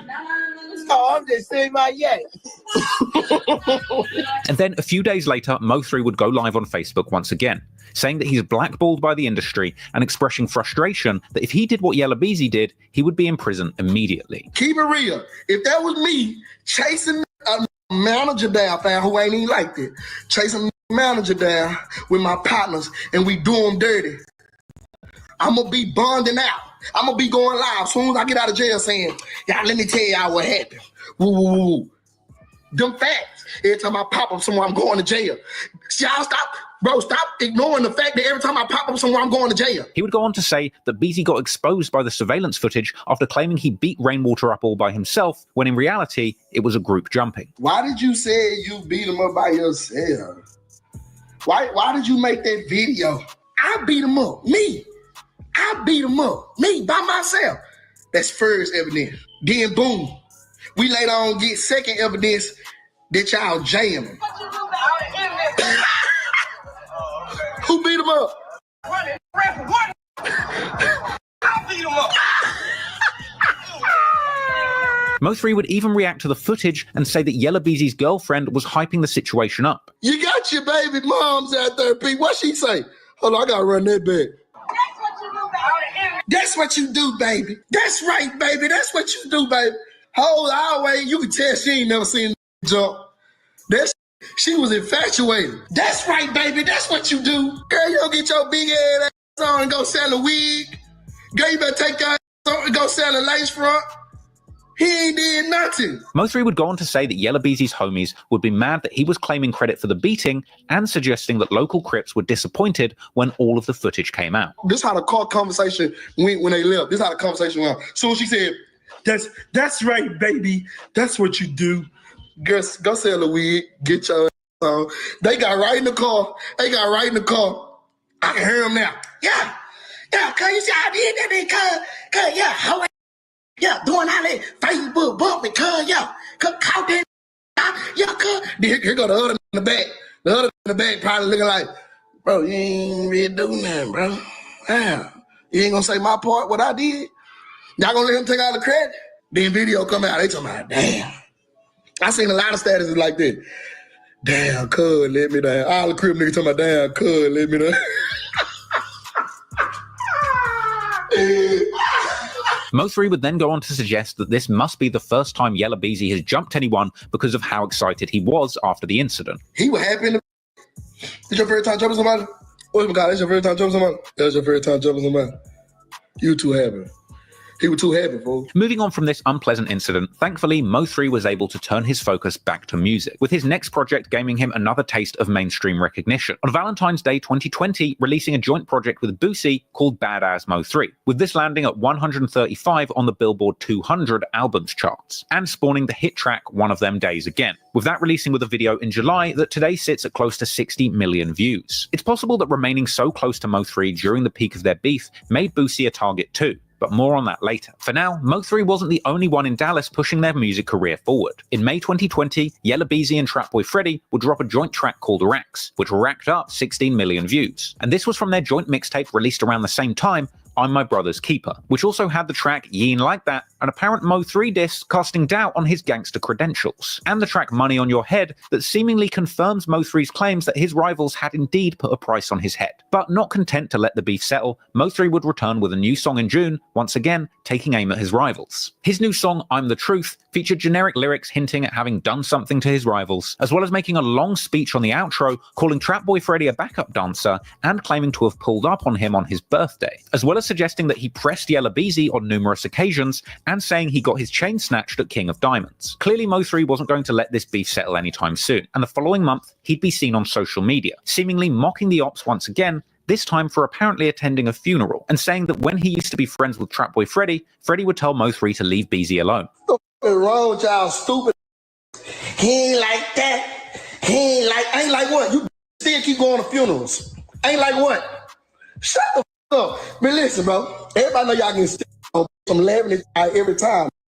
And you gotta come hard in it all week. You talking about he ain't like that? Bro, the backup dancer I already used to tell me when I used to come to the hood, I used to come to y'all hood. Man, leave what you call it alone, bro. Leave my pocket alone, bro. You know he ain't like that, bro. You know, and y'all gonna make a song time, he ain't like that. I'm the truth. Yeah. Hey, you talking about big old something walking down the train. And then let me tell you this. You drop the whole mixtape of my song, cut all that. They go do, take the numbers. Hey, you talking about pressure. You listen. You pop out so we can play Call of Duty. Quit talking about paying. Pop out so we can play Call of Duty and get you one. With Trapboy Freddy responding to Mo3 in a tirade of posts on Instagram, suggesting that people dying in the streets is nothing new, and saying that Mo3 is hiding and not enjoying himself in Dallas, and that he will be killed when he is seen in public. Freddy would suggest that Mo3 only turned up beefing him at the store for internet beef, even going as far as to say that Mo3 is going to die wearing all his diamonds. Clearly this beef was far from over, and soon another escalation would take place, with Mo3 seeming to be put in the same situation that he'd been put in Fort Worth many years before, finding himself at a nightclub once again, being forced to use firearms to defend himself. On September the 19th, 2020, V-Live in Houston, Texas was hosting a twerk wars party when violence erupted in the early hours of the morning. The news would report that a rapper was targeted in a shooting, with some later suggesting that this was actually an attempt on Mo3's life gone wrong. ABC News reported that the rapper and his posse had shot back in a gunfight at the club, with the news stating that suspects opened fire at the rapper upon his arrival, with the rapper's entourage shooting back into a crowd. According to Houston police, a rapper had pulled up in front of the V-Live bar lounge. As he pulled up, as Detective Graff said, someone started shooting at the rapper from across the street. The rapper and his group started shooting back, according to investigators. A crowd of people in front of the bar, as well as 2 employees, were shot in the volley of bullets. It was started roughly around 3:30 a.m. From what we can gather, there was a rapper here tonight, and as he arrived here, he began taking gunfire from an unknown suspects. Fire was exchanged between the suspects and him, and then both him and the suspects fled. There were 2 people that were struck by gunfire. Both are being treated at hospitals. Apparently 2 unarmed employees of the club were hit but luckily survived, with it even being said that one of them was shot in the head and another in the neck. But it seems clear to me that nobody died in this incident. But there did appear to be more to this story than was reported on the news, because the following month Mo3 would come out saying that Trapboy Freddy had recently lied when he posted that he was in a car accident, with Mo3 saying that Freddy really got shot in the shootout at V-Live. Hold up. I cannot believe my mother eyes. Is my op laid up in a hospital talking about you got in a car wreck? Boy, talking about you broke your leg. Tell me you really got hit up. Yeah. Been camping. When you got hit up, everybody know you got hit up. When you went to the hospital, you telling people don't record it, don't put it out there, because you want motherfuckers think in the city you're untouchable. Now it's pressure. Somebody broke his leg in a car wreck. You goofing a hoe. I bet your partner sitting up there looking like, bro, so he just gonna act like he ain't get shot? A couple weeks ago, he gonna act like he ain't hit him up and be live? Stop playing. I don't know who did it. I'm just saying, why you capping like your leg got broken in a car wreck? Put it back up down the foot. With Freddie clapping back, saying that he only got grazed and that Mo3 should keep their beef in the streets and off the internet, even going on to suggest that Mo3's internet talk was getting people locked up, with Freddie suggesting Mo3 didn't even play a role in the shooting. And Mo3 would later go live suggesting that he had tried to keep things quiet about the shooting too, but suggesting that people in the city had called his mother to gossip to her about the shootout. Your son got shot, girl. What are you out there doing? You know you always doing something. What the Melvin out there doing now, girl? The Melvin done got shot up, girl. My mama for real. When? Girl, you don't see it, he going viral, girl. They done shot him up, girl. After everything that happened between these two warring groups, it's unsurprising that when they finally ran into each other, that bullets would start flying. And it's honestly a miracle that nobody was killed in this incident. But sadly, this represented the final escalation in this war. At this point, it really seemed like there would be no backing down, and that Dallas simply wasn't big enough for all of these street rappers to coexist peacefully. And so, only a few weeks after this exchange would come the final chapter in Mo3's story, as he would ultimately wind up losing his life, ironically, in the very same way that Yella Beezy nearly lost his life only a few years before. Around noon on the 11th of November 2020, Mo3 is driving on the I-35 highway in Dallas after allegedly leaving the home of a female companion. Whilst he's driving, he begins to be followed by a black Chevrolet Camaro containing two assassins, with the moment this ambush went down being captured on a dashcam video. The assassin's car would eventually overtake Mo3, who at some point would work out that he was being ambushed. At this point, Mo3 would swerve to the right and slam the brakes, at which point the hitters in the other car realize that this is their only opportunity to strike in the middle of a busy freeway amongst speeding traffic. For some reason, Mo3 stopped the car, got out, walked around the back of it to the passenger door. It would appear that he was attempting to retrieve a gun from the glove box. At this point, the masked gunman hop out of the Camaro, approaching Mo3's car with an assault rifle at speed. It would appear that Mo3 simply did not have enough time to retrieve his weapon, so he changes course, instead attempting to make a run for it, sprinting south on the active highway. But unfortunately, Mo3 would not escape his shooters, ultimately being shot 9 times and being left for dead in the middle of the highway as the assassins fled in that same Camaro. And to make this incident even more shocking, Mo3's body would be left in the middle of the highway for a considerable amount of time before the authorities arrived, with numerous clips of his final moments being captured and uploaded to social media, but are far too shocking to show you on YouTube. A member of the public was seen administering CPR as civilians tried to get the scene under control. But unfortunately, efforts to save him failed, and a lifeless Mo3 would remain laid out on the highway as shocked Dallas residents passed by. Eventually, the police would arrive and take control of the scene, with news helicopters capturing footage from the air. And soon, the local news would be making full reports on this brazen broad day murder. A manhunt is still underway after a deadly shooting along I-35 not far from the Dallas Zoo. Investigators say when the suspect walked up to the victim's car, the victim got out and tried to run away. The suspect shot him in broad daylight right there on the highway. A lot of people have been talking about the shooting on social media, and some of them say the victim is a well-known rapper in Dallas's hip-hop circle. A Dallas rapper is dead today after he was shot on I-35. 28-year-old Melvin Noble, also known as M03, was shot on I-35 northbound near the Beckley-Zane curve. It is a stark example of the city's struggle to control violent crime. Police say the victim, a hip-hop musician named Mo3, was approached by the killer on I-35. Both men stopped their vehicles. The victim got out, took off, started running, but was shot several times on the highway. A bystander inside another vehicle was also hit. They released these photos. The images are pretty clear, but as you see, the suspect is wearing a ski mask.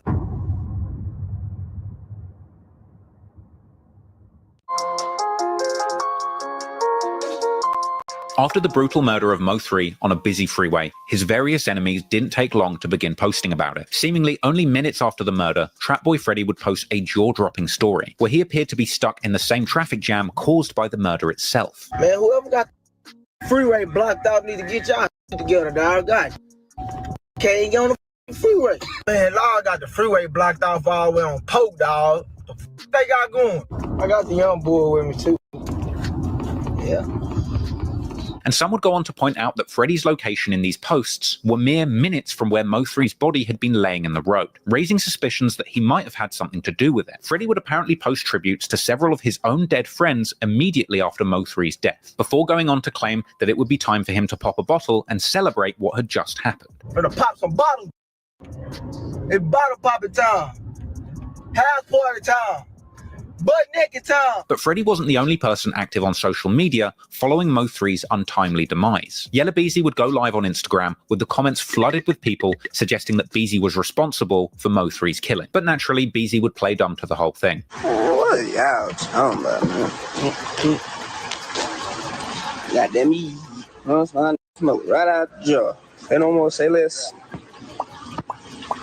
And finally, we get to Go Yayo, who would also mock Mo3, responding to a post on Facebook saying they wish it was Go Yayo getting shot instead, with Go Yayo clapping back saying that he's going to live forever, #MurderGang. Beyond some coincidental posts and the obvious joy they were getting from seeing their biggest rival killed, at this point there was really nothing more to suggest that Go Yayo, Trapboy Freddy, or Yella Beezy were directly involved in this incident. But Mo3 was a beloved figure in North Dallas. Therefore, it's no surprise that reports of retaliatory incidents followed his killing, with it being suggested by some outlets that as many as 8 people had died in the wake of Mo3's assassination. It is a map that marks the madness of murder and mayhem.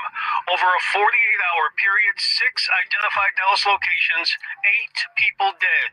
But this afternoon, DPD Chief Renee Hall called it an alarming increase in the city's homicide rate and described why.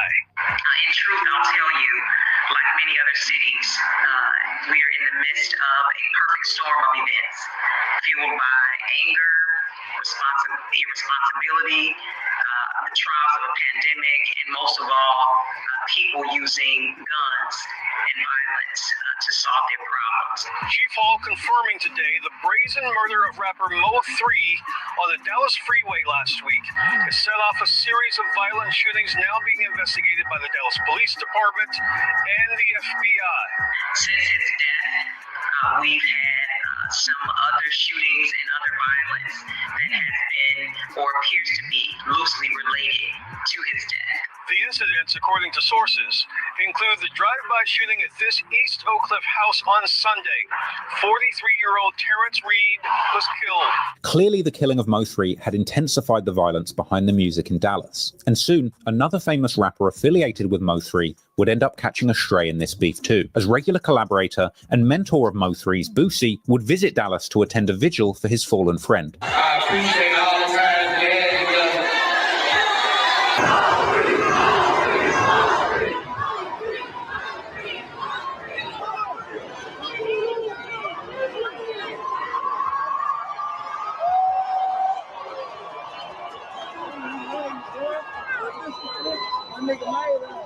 However, it would seem that sometime later, while still in Dallas, Boosie would end up being shot in the leg himself. Well, tonight we have confirmed that rapper Boosie was shot in Dallas. That word coming from Mo3's manager, Brandon Rainwater, but he didn't give us any more details. Police say someone called 911 and reported the shooting at Big T Bazaar earlier this afternoon.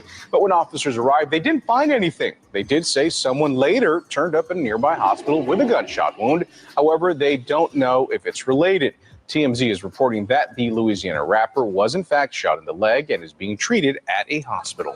Boosie was among the hundreds of family and friends who attended last night's candlelight vigil for Dallas rapper Mo3. Boosie would later open up about surviving the shooting in a Vlad TV interview, and he'd later be seen recovering with his mother. But once the dust had settled on Mo3's death and the violence that followed, the Dallas police would eventually make some progress on the case, with it being announced on the 10th of December 2020 that the first person had been charged in connection with Mo3's murder. Kewan Dontrell White, a 22-year-old aspiring rapper from Dallas who went by the nickname FGC Banzo Bling, with court documents suggesting that the cops had received a tip regarding White's involvement in the killing and undisclosed evidence, likely to be cell phone data, that cops had used to place White at the scene of the murder when it happened. And following his arrest, incriminating images from his own Instagram would circulate. Like this one, apparently posted only 2 days before Mo3's murder, with the caption, "He put a bag on him, now I'm up," with White holding an enormous pile of cash and a rifle suspiciously similar to the one used in the murder. As well as 2 weeks after the murder, he was seen spending a large amount of cash at a jewelry store. And another image circulated, seemingly showing the car used in the crime parked outside outside wherever he was when this picture was taken on the surveillance video. And even after his arrest, he would post previews of new songs with lyrics where he claimed he will hop out of the whip and let it spray. But to make matters worse, the accused killer had apparent ties with Yella Beezy, as following the arrest, pictures would circulate showing them together. But clearly unfazed by the recent going-ons, at the top of 2021, Yella Beezy would post on Instagram saying that he was celebrating the end of 2020 by putting his haters in the dirt. Hey man, new year, new blessings. You understand me? We made it through a hell of a year. You understand? Anybody that ain't for you, anybody that's going against you, anybody that's goddamn negative, you understand me, ain't bringing no positive vibe. You know, in the words of Gucci, put that ass in the dirt. Damn! For sure, you did. We're gonna take a toast today. Also in January, Mo3's accused shooter would do an interview from jail saying that he's doing good and that this is just what comes with being a gangster. I'm feeling good, man. I mean, this living life, man. You know what I'm saying? This come with a gangster, man. This what it come with. You feeling good, fam? Yeah, man. I can't do nothing but it is what it is. You know what I'm saying? I'm locked up. I can't do nothing more than just live life, man. You know what I'm saying? It's like the first time I did time. Man, I'm innocent, man. I ain't did nothing, man. I'm just a rapper. That's it. A rapper. I'm innocent. He would go on to discuss having become famous since catching the case, saying that his brother Ducky P told him about all the views that he was getting since being revealed as a suspect in the Mo3 murder. But your Instagram account had 1,000 or less followers. It's now at 18.6. When Ducky told me, like, I had called Ducky one day. When I came to the field, I called Ducky the first day I came. I was like, what's up? He was crying, like, damn, you finally made it. You famous now. You finally got what you wanted, but the wrong way. Like, man, you famous now. What? So my story getting 100,000 views. Post getting 100,000 views.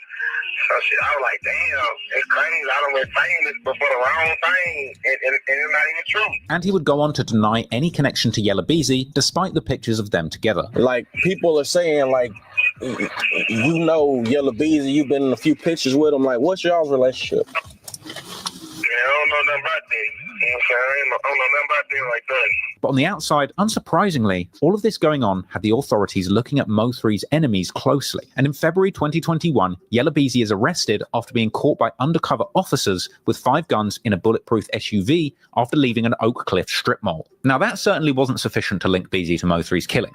But regardless of the added police attention, that didn't stop Trap Boy Freddy from dissing his fallen rival. As in March 2021, he would continue dropping diss songs aimed at Mo3 despite him being dead. Freddy's track Laugh Now would quite literally be a song asking Mo3 to laugh at him now, along with a music video showing Freddy rapping out the side of an SUV whilst driving on the same roads Mo3 was killed on, with Freddy even including a shot of that same road sign that he shared when he was mocking Mo3's death on the day of the murder on the same road. And he would rap lyrics literally saying that Mo3 laughed at him and now Freddy is laughing back. The whole song is a scathing diss aimed at Mo3 and mocking the way he died. Rapping things like, I heard they jumped out the whip and he got ran down, saying, look how the beef panned out, and that the shooters caught him with his pants down. And he would go as far as to saying that he's putting bags on people and trying to pull up and get them. He would rap that they're catching body after body, telling his ops to dig their friends up. And even saying that his enemies should have thought about the consequences before dissing them, even ending the track by saying that the diss songs are what got people killed. This was a wild song that realistically painted a clear picture of Freddy's involvement in the situation. But while Freddy was going viral for his distasteful song about the hit on Mo3, the man himself, Mo3, was making hits from beyond the grave, with his posthumous single Outside, aka Better Days, releasing in March, coming along with a hook from OG Bobby Billions, crooning about the ops being scared to come outside and nobody being safe, along with eerie lyrics from Mo3 himself, where he rapped about stepping on his ops and showing no mercy, even ending the song with an ominous lyric about running down on ops. This track would peak at 92 on the Billboard Hot 100, the only song of Mo3's to ever land on this chart. The song would remain there for 7 weeks, and it would appear on his posthumous album Shot Us Forever, released in April 2021, with that project landing at 36 on the Billboard 200 albums chart, the highest ranking attained for a project in Mo3's career. But while Mo3 was making hits from the grave, that same month, another person would be linked to the hit itself, as on the 23rd of April 2021, a second suspect, Devin Maurice Brown, would be charged in the connection to the killing of Mo3, with it being reported that Brown was the one upset that Mo3 was with a certain woman, with it being suggested that Brown had contacted another witness multiple times on the day of Mo3's death, asking if he was at a specific location, with apparent cell phone records connecting both alleged killers, Brown and White, with them apparently speaking on the phone numerous times on the day before and the day of the murder, with cell data even indicating that the first suspect, White, had been close to Mo3's location the night before the killing. When the cops swooped in on Brown, they found a stolen AK-47 in his closet, as well as $3,200 in various illegal substances. So, with the two main suspects in custody, despite no plea or trial taking place for the murder as of this recording, it would seem for the time being that the facts around Mo3's death had been explained. But even with those two shooters in custody, all eyes in the Dallas rap scene were still on Mo3's biggest rivals in music, who for some reason would continue to court attention off the back of this tragic feud, ultimately bringing them a whole lot of unwanted attention from both the fans and the authorities. You would have thought that considering their biggest threat, Mo3 himself, no longer being alive, those people who he had issues with would finally be able to close the door on the drama that they had been involved in over the past few years. But sadly, this would not be the case. In April 2021, Mo3's manager Rainwater, who already having been assaulted numerous times for his affiliations to Mo3, would continue to be targeted, with a video circulating showing him being harassed at an airport. Look at him talking to them boys, telling them on King Day, telling. Clubhouse, let's go outside and fight. Like I said, we're at the airport. Look, we gonna meet up. That's what I'm saying. It's outside. That's some police. On my mama, if we say meet up, you is not gonna text me back. You is not gonna meet up. Put on my child. On my child. You say what? On my child. Say that. That video would circulate with a caption suggesting that the man filming was affiliated with Yella Beezy, and a post following the incident would see Rainwater atting Beezy himself, saying to stop sending people to harass him. Some months later, on July the 27th, 2021, Rainwater would appear on Say Cheese, suggesting that he believed Sean Cotton had hurt the Dallas rap scene by taking everything online. Let me tell you what happened in Dallas. Yeah, let me tell you what happened in Dallas. The 18 and up club and you. Oh. So any rapper in DFW right now go make a music, and I gotta get it on Say Cheese. They don't do no hustle. You don't see, bro, when you came on the scene, you don't see no more posters, you don't see no more flyers, you don't see no more CDs, you don't see none of that, because it's when I make a music, I gotta go to Say Cheese. If they go over there with you and then they be so excited, then they put everything on your shoulders and they sit in the house all day and just look at their phone and wait for you to post them. So when you stop posting them, it's like, what should I do? Man, Sean Cotton me over. No, you yourself over because you don't get outside their house and grind for yourself. This was a much more generous way of putting it than some other people. Charleston White, who had been complaining about the violence in Dallas corrupting the youth from the very start, had suggested, as did other people, that Say Cheese had instigated the beef in Dallas by giving a voice to both sides of the war. You let Say Cheese trick you.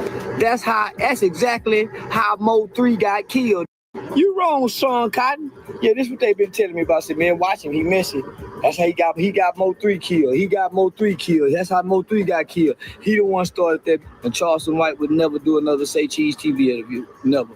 Say Cheese would deny this, saying that Mo3's friends and family all have love for him, also pointing out that the beef escalated when Roy Lee was killed, saying specifically that he didn't allow Roy Lee onto his platform to expose Yella Beezy when he was asked. The Mo3 didn't get real until Roy Lee died. Roy Lee wanted to do an interview with me, trying to expose Yella Beezy, and have I ever interviewed Roy Lee? No. I said I would never do that to Yella Beezy. Say Cheese would also defend himself in an extensive interview on Vlad TV, saying that he tried to mediate the beef, but he couldn't make any progress. You know, a lot of people felt as though I let it on. I got on the phone with multiple guys like, yo, is there a way we can sit down? Can we do this? Can we do that? And I tried for months to hash it out and to get them to squash it. It just didn't happen. It was too late. Now, I personally don't agree with the idea that Say Cheese or any of the other interview platforms are responsible for escalating the violence. Say Cheese is really just trying to help the artists in his city promote their rap careers. And for every bit of disrespect that a rapper dishes out to an op in an interview on a major platform, that same rapper will go out of their way on their own Instagram pages, dishing out 10 times the disrespect to the ops. But you never hear anybody saying that Instagram or Facebook are responsible for stoking violence and giving people on both sides of a war a platform. People want to call DJ Vlad the police. I think Mark Zuckerberg is the goddamn head of the FBI. Anyway, at a certain point, it gets absurd to blame Sean Cotton for the violence in Dallas, when Mo3 was all over Instagram and in his own music on all DSPs, mocking the ops for getting shot, begging them to slide and mocking them for being scared to come outside, even in songs released after his death. Aside from the assailants that pulled the trigger, the next person who painted the biggest target on Mo3 was Mo3 himself, and his rivals in music who were all knowingly involved in escalating this feud from the streets into the music industry, even after the point where they all had too much to lose to continue beefing in this way. But strangely, even months and months after his death, Mo3's enemies would still feel the need to disrespect him in music. In August 2021, Trapboy Freddy releases his latest project, Distractions, featuring the incredibly disrespectful song titled Shirt, which he gleefully sung along to on Instagram Live. This was a diss song aimed at Mo3, all about killing him and putting him on a shirt, saying the stepper got stepped on and they turned Potato Head to a baked potato. He would reference fighting in Walmart and saying that Mo3 can't go shopping again now he's dead. He would mock the fact that Mo3's biggest song came out after his death, as well as flipping lyrics from Mo3's posthumous hit, saying that despite the song being called Outside, Mo3 was inside. He rapped saying that Mo3 got left dead on the I-35 for dissing Beezy, and he referenced a shooting in traffic, saying he got caught slipping by that black Audi. He says that his ops will get hit for talking on social media, and that they will dig the dead body out the ground. He says every time something happens in the street, his ops rapped about it, and they died just for rapping about it, not living it. He referenced Beezy and his crew chasing down Mo3's manager, saying that he needed a new manager, and they hunted him down like an animal. Trapboy Freddy would defend his constant dissing of the deceased Mo3, telling Say Cheese of all people that Mo3 dissed him and his dead loved ones for years. So he's dissing him back,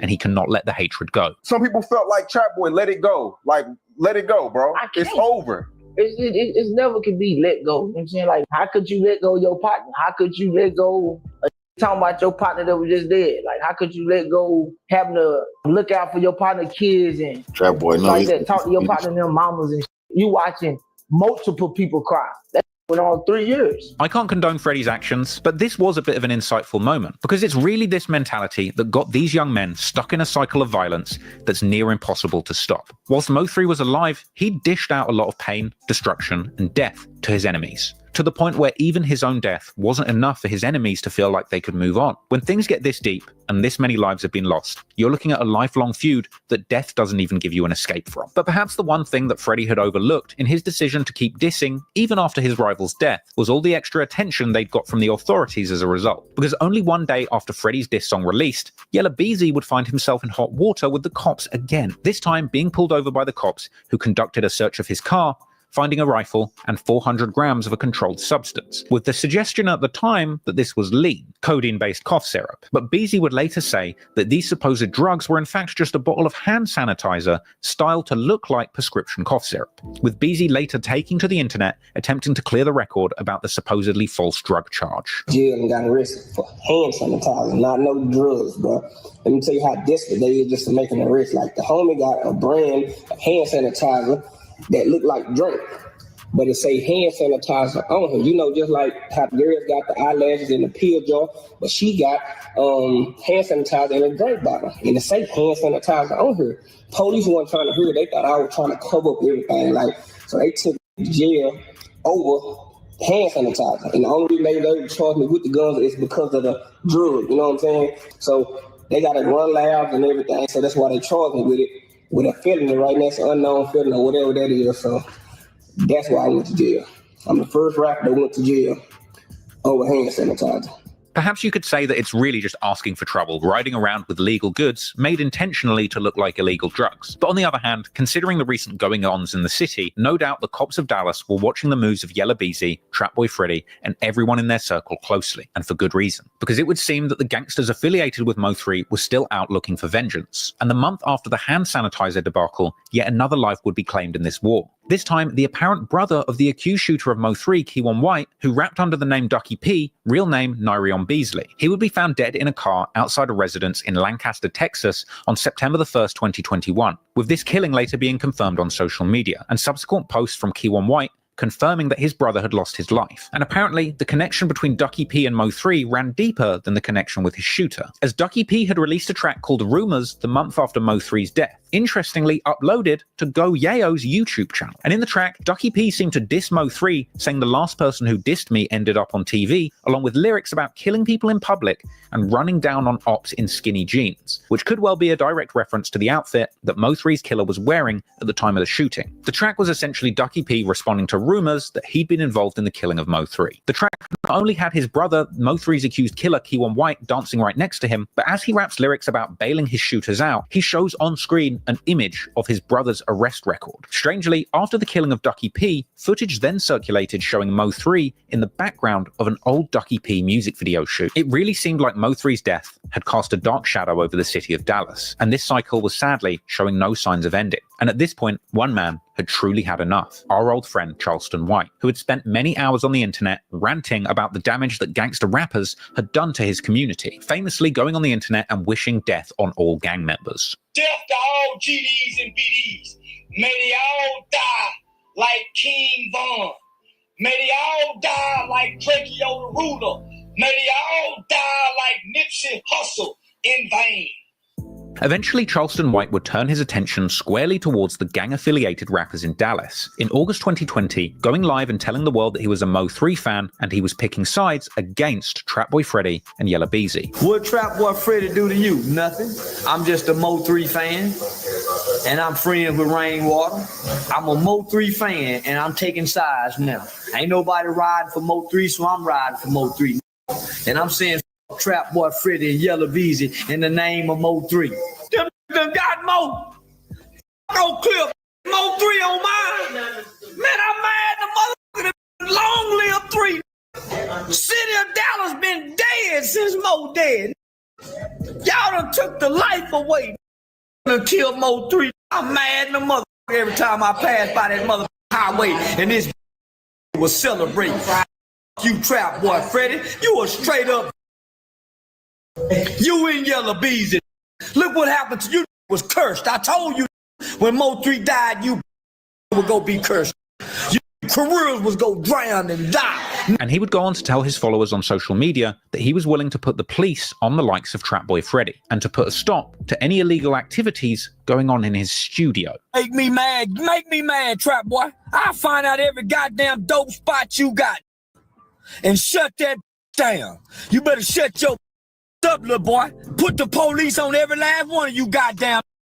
You better shut your up, Trap Boy Freddy. Your weed houses go get shut down. I don't give a damn about no shooters. Shooters get arrested too. Hell, you talking about? I shut them weed houses down, Trap Boy. All that dope and weed y'all selling over there. I know which FBI agents to call to put on your mother where you don't get out of jail, boy. Let it say my name again out of Oak Cliff, Trap Boy. I'm shutting that down. All that dope y'all selling out that studio, I'm gonna make one phone call. You too, Yella. Better sit y'all little young down somewhere. I'm cleaning this up around here. Now, seemingly, Charleston White was not just joking in this video, because within a couple of weeks of that video being posted, on September the 9th, 2022, the DEA and Dallas police would conduct a raid on the KFI recording studio, which Yella Beezy and Trap Boy Freddy were apparently known to frequent. The DEA raided a popular recording studio, KFI, that brings in some of the top rappers in the nation. A lot of local rappers, a lot of famous rappers from other states.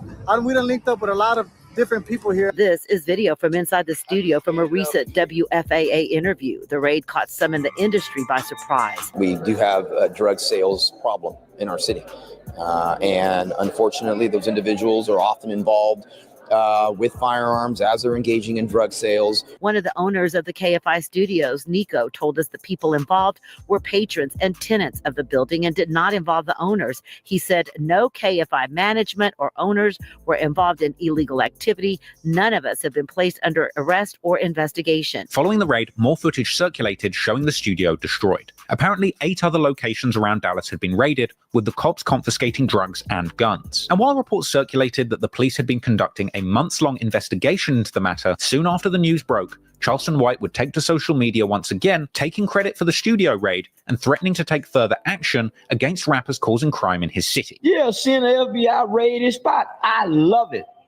I told that guy I was sitting the FBI to his motherfucking house. You think we gonna let them keep setting them pressed up fentanyl pills around here? Nah, we shutting it down. You say great police work today. Great police work today to my guys, man. I'll say. Look, I definitely don't agree with everything Charleston White says, and his methods of getting attention certainly rub some people up the wrong way. But at the end of the day, He just represents one of, I'm sure, many people in the Dallas community who are fed up with the years of drugs and violence. I'm sure there's dozens of people like him, perhaps less vocal on social media, who are doing the same thing, putting in a tip to the cops and trying to improve things in their community. A lot of people like to blame music for gang activity and crime. Hell, some of the really stupid people like to blame the likes of Say Cheese, DJ Academics, Adam22, or even me for raising awareness about the issues going on in the streets and behind the music. But at the end of the day, the individuals responsible for crime in a location where crime is abundant are the criminals themselves and the authorities responsible for policing this community. Let's be real. Mo3 clearly had a death wish if you go by many of the statements that he made in his life where he incited violence against others and himself. He left behind an incredible catalogue of inspiring music, but also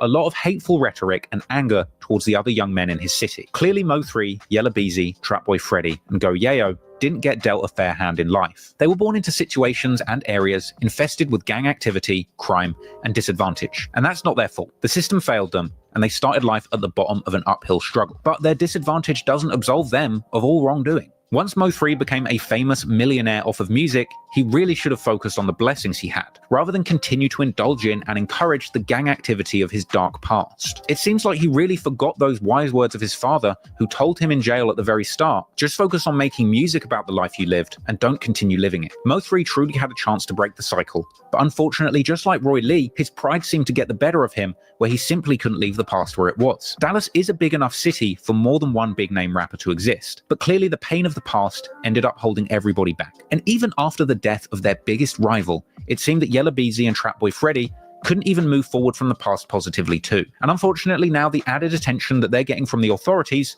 threatens to see them losing everything that they've been working so hard for. And sadly, if they just continue to perpetuate the idea that they're the biggest gangsters in the Dallas music scene, it wouldn't surprise me if the feds come down on the entire operation with a big RICO case, taking down their entire business, legal or otherwise. Unfortunately, this story is another case of young men starting out life rough and struggling to shake off the baggage of that past when they finally have a chance to break the cycle. I hope this video serves as a lesson to anyone going through hard times, that you can make something of yourself and turn these situations around. But when you do, make sure you don't let that past drag you back to the bottom or put you in an early grave. Because no matter where you come from or what you've been through, you have the potential to become whatever you want to be, for better or for worse. I hope you learned something from this story.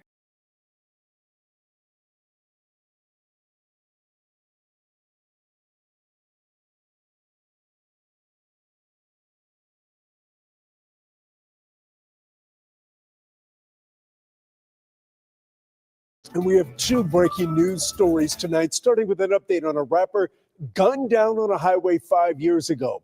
Dallas police now say Yella Beezy hired a hitman to kill his one-time friend turned rival, Mo3. Cole Sullivan is live at the county jail. These are well-known rappers in the Dallas hip-hop scene. Chris, Yella Beezy's top single, It Put It On Me, it peaked at 56 on the Billboard Hot 100. Now he's in the Dallas County Justice Complex behind me on a capital murder charge, accused of hiring a hitman to kill a fellow rapper. This all happened back in 2020. And just before noon, on the middle of Interstate 35, just south of the Dallas Zoo, Dallas police arrested a 22-year-old and charged him with murder. Initially, that 22-year-old's in federal prison, convicted of gun charges. But now, 5 years later, they say he was the trigger man. Police say Yella Beezy, whose top song That's On Me, hired that 22-year-old and promised him cash for killing Mo3. A grand jury handed up an indictment this week and booked Marquise Conway tonight.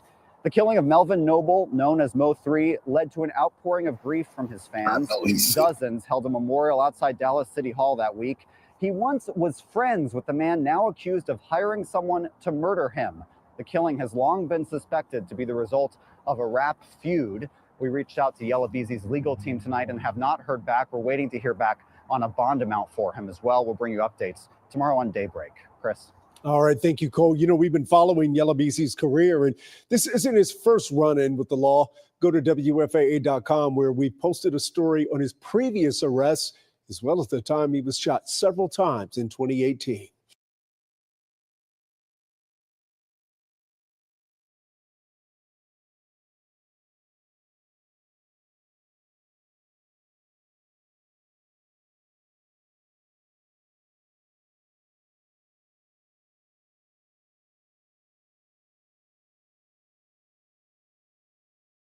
Man, let me just start this video by saying rest in peace to Mo3. Y'all know that was one of my favorite artists. In fact, one of the first videos I made when I got on YouTube was my Mo3 The Whole Story documentary video, where I went over, the whole life and career and everything surrounding Mo3, including the beefs that he was involved in. To tell the truth, the story of Mo3 is honestly a tragic one. He was a dude that had a lot of talent. He was blowing up fast, making a name for himself. And then that was all cut short when he was pretty much gunned down on November the 11th, 2020 in a shooting on Interstate 35E in Dallas, Texas. At the time of his death, he was actively involved in a beef with another rapper named Yella Beezy, who is from McKinney, Texas. And when Mo3 died, a lot of people assumed that his death had something to do with this back and forth he was having with Yella Beezy, because they were having a pretty serious back and forth that lasted for years and years and years. They actually used to be friends before the relationship deteriorated. I got a picture on screen of them together, right? But they began falling out reportedly, I think around 2017, 2018. Anyways, when he was killed, a lot of people assumed that it was linked to Trap Boy Freddy. However, people were arrested for this. One of them's name was Keywan White. The other one's name was Devin Brown, right? Keywan was 22 years old. He was arrested December the 9th of 2020, and he was charged with murder. The Dallas police identified him as the gunman who chased down and shot Mo3 on the freeway. Now, when he was taken into custody, he was also charged separately for possession of a firearm by a convicted felon, and this was a federal charge. He pleaded guilty to that federal gun charge in May of 2022 and was sentenced to 105 months, nearly 9 years, in federal prison in November of 2022. But his murder trial for Mo3's death has been pending ever since. He has not been sentenced for the death of Mo3. The other guy, Devin Brown, who was 28 at the time, was also indicted on a murder charge, but his didn't come until April of 2021, and he was already in custody on federal gun charges himself. His case is also still pending. There have been no updates on this case since until today, because right now news is breaking that Yella Beezy has actually been arrested in connection with Mo3's death. So right now on your screen, you can see the grand jury referral for the arrest of Yella Beezy, real name Marquise Conway. And you can see right here, his charge is capital murder while remuneration, which basically means that there was a murder committed for a payment or the promise of a payment. Pretty much murder for hire. We can see down here at the bottom, it says, in the name and by the authority of the state of Texas, the grand jury of Dallas County, state of Texas, duly organized at the January term AD 2025 of the Criminal District Court number 4 for said county, upon its oath do present in and to said court at said term that Marquise Conway, hereinafter called defendant, on or about the 11th day of November 2020 in the county of Dallas, state of Texas, did then and there intentionally and knowingly cause the death of Melvin Noble, that's Mo3's real name, an individual hereinafter called the deceased, by employing Keywan White, that is the guy I told y'all about a minute ago, to murder the deceased for remuneration and the promise of remuneration, namely the United States currency, from defendant, and pursuant to said agreement, Keywan White did then and there intentionally and knowingly cause the death of the said deceased by shooting deceased with a firearm, which is a deadly weapon. It is signed and dated March 18th, 2025. And we also have this news article right here from TMZ, pretty much confirming that Yella Beezy has been arrested. They have his mug shot here. And yeah, man, it's not looking good for Yella Beezy right now. One person who reacted to this was Mo3's mom. She posted this right here up. It's simple. It just says, justice for my baby. I'm sure that she is feeling probably a mixture of joy and also pain, because this is, bringing it back up for her. She's going to be having to relive this now that this is happening. Everybody's going to be posting about it. They're going to be talking about it. She's going to have to see all of that, which is sad, but I'm sure she does feel a little bit of joy, because in her eyes, the guy who is responsible for her son's death has been apprehended. Now, I got to keep it 1,000 with y'all. I'm not really surprised by this fact. I think a lot of people had already had the thought that that Yella Beezy might be behind it. He hasn't really spoke on this topic very much since Mo3 died, but the one time that we did see him kind of touch on the topic a little bit was when he was on Say Cheese talking to Sean Cotton, and Sean Cotton asked him about Lil Boosie showing up to Dallas for Mo3's funeral, right? And Lil Boosie was shot while he was down there. And we seen Yella Beezy kind of give this really aggressive response, right? Some of y'all might remember it. Check it out. Something happened to you, I get on the internet, oh, you feeling niggas fucked up, I'm on my way. Yeah. I'm on my way. You niggas are fucked up. I'm not from Philly. I'm going to Philly. Then I go to one of your hood stores. Bro, I don't got to do nothing. Or call no shot. I'm like, bro, nigga, this Dallas business. Like, you get what I'm saying? Like, nigga, you not from here. You not finna come over here thinking you finna run something. So that's what the situation was. Like, nigga, you trying to come over here. I ain't have to do nothing or say nothing. Like, nigga, I don't even know what's going on with that. You get what I'm saying? But he know. He know. He know the truth. So it's something that he know. He know.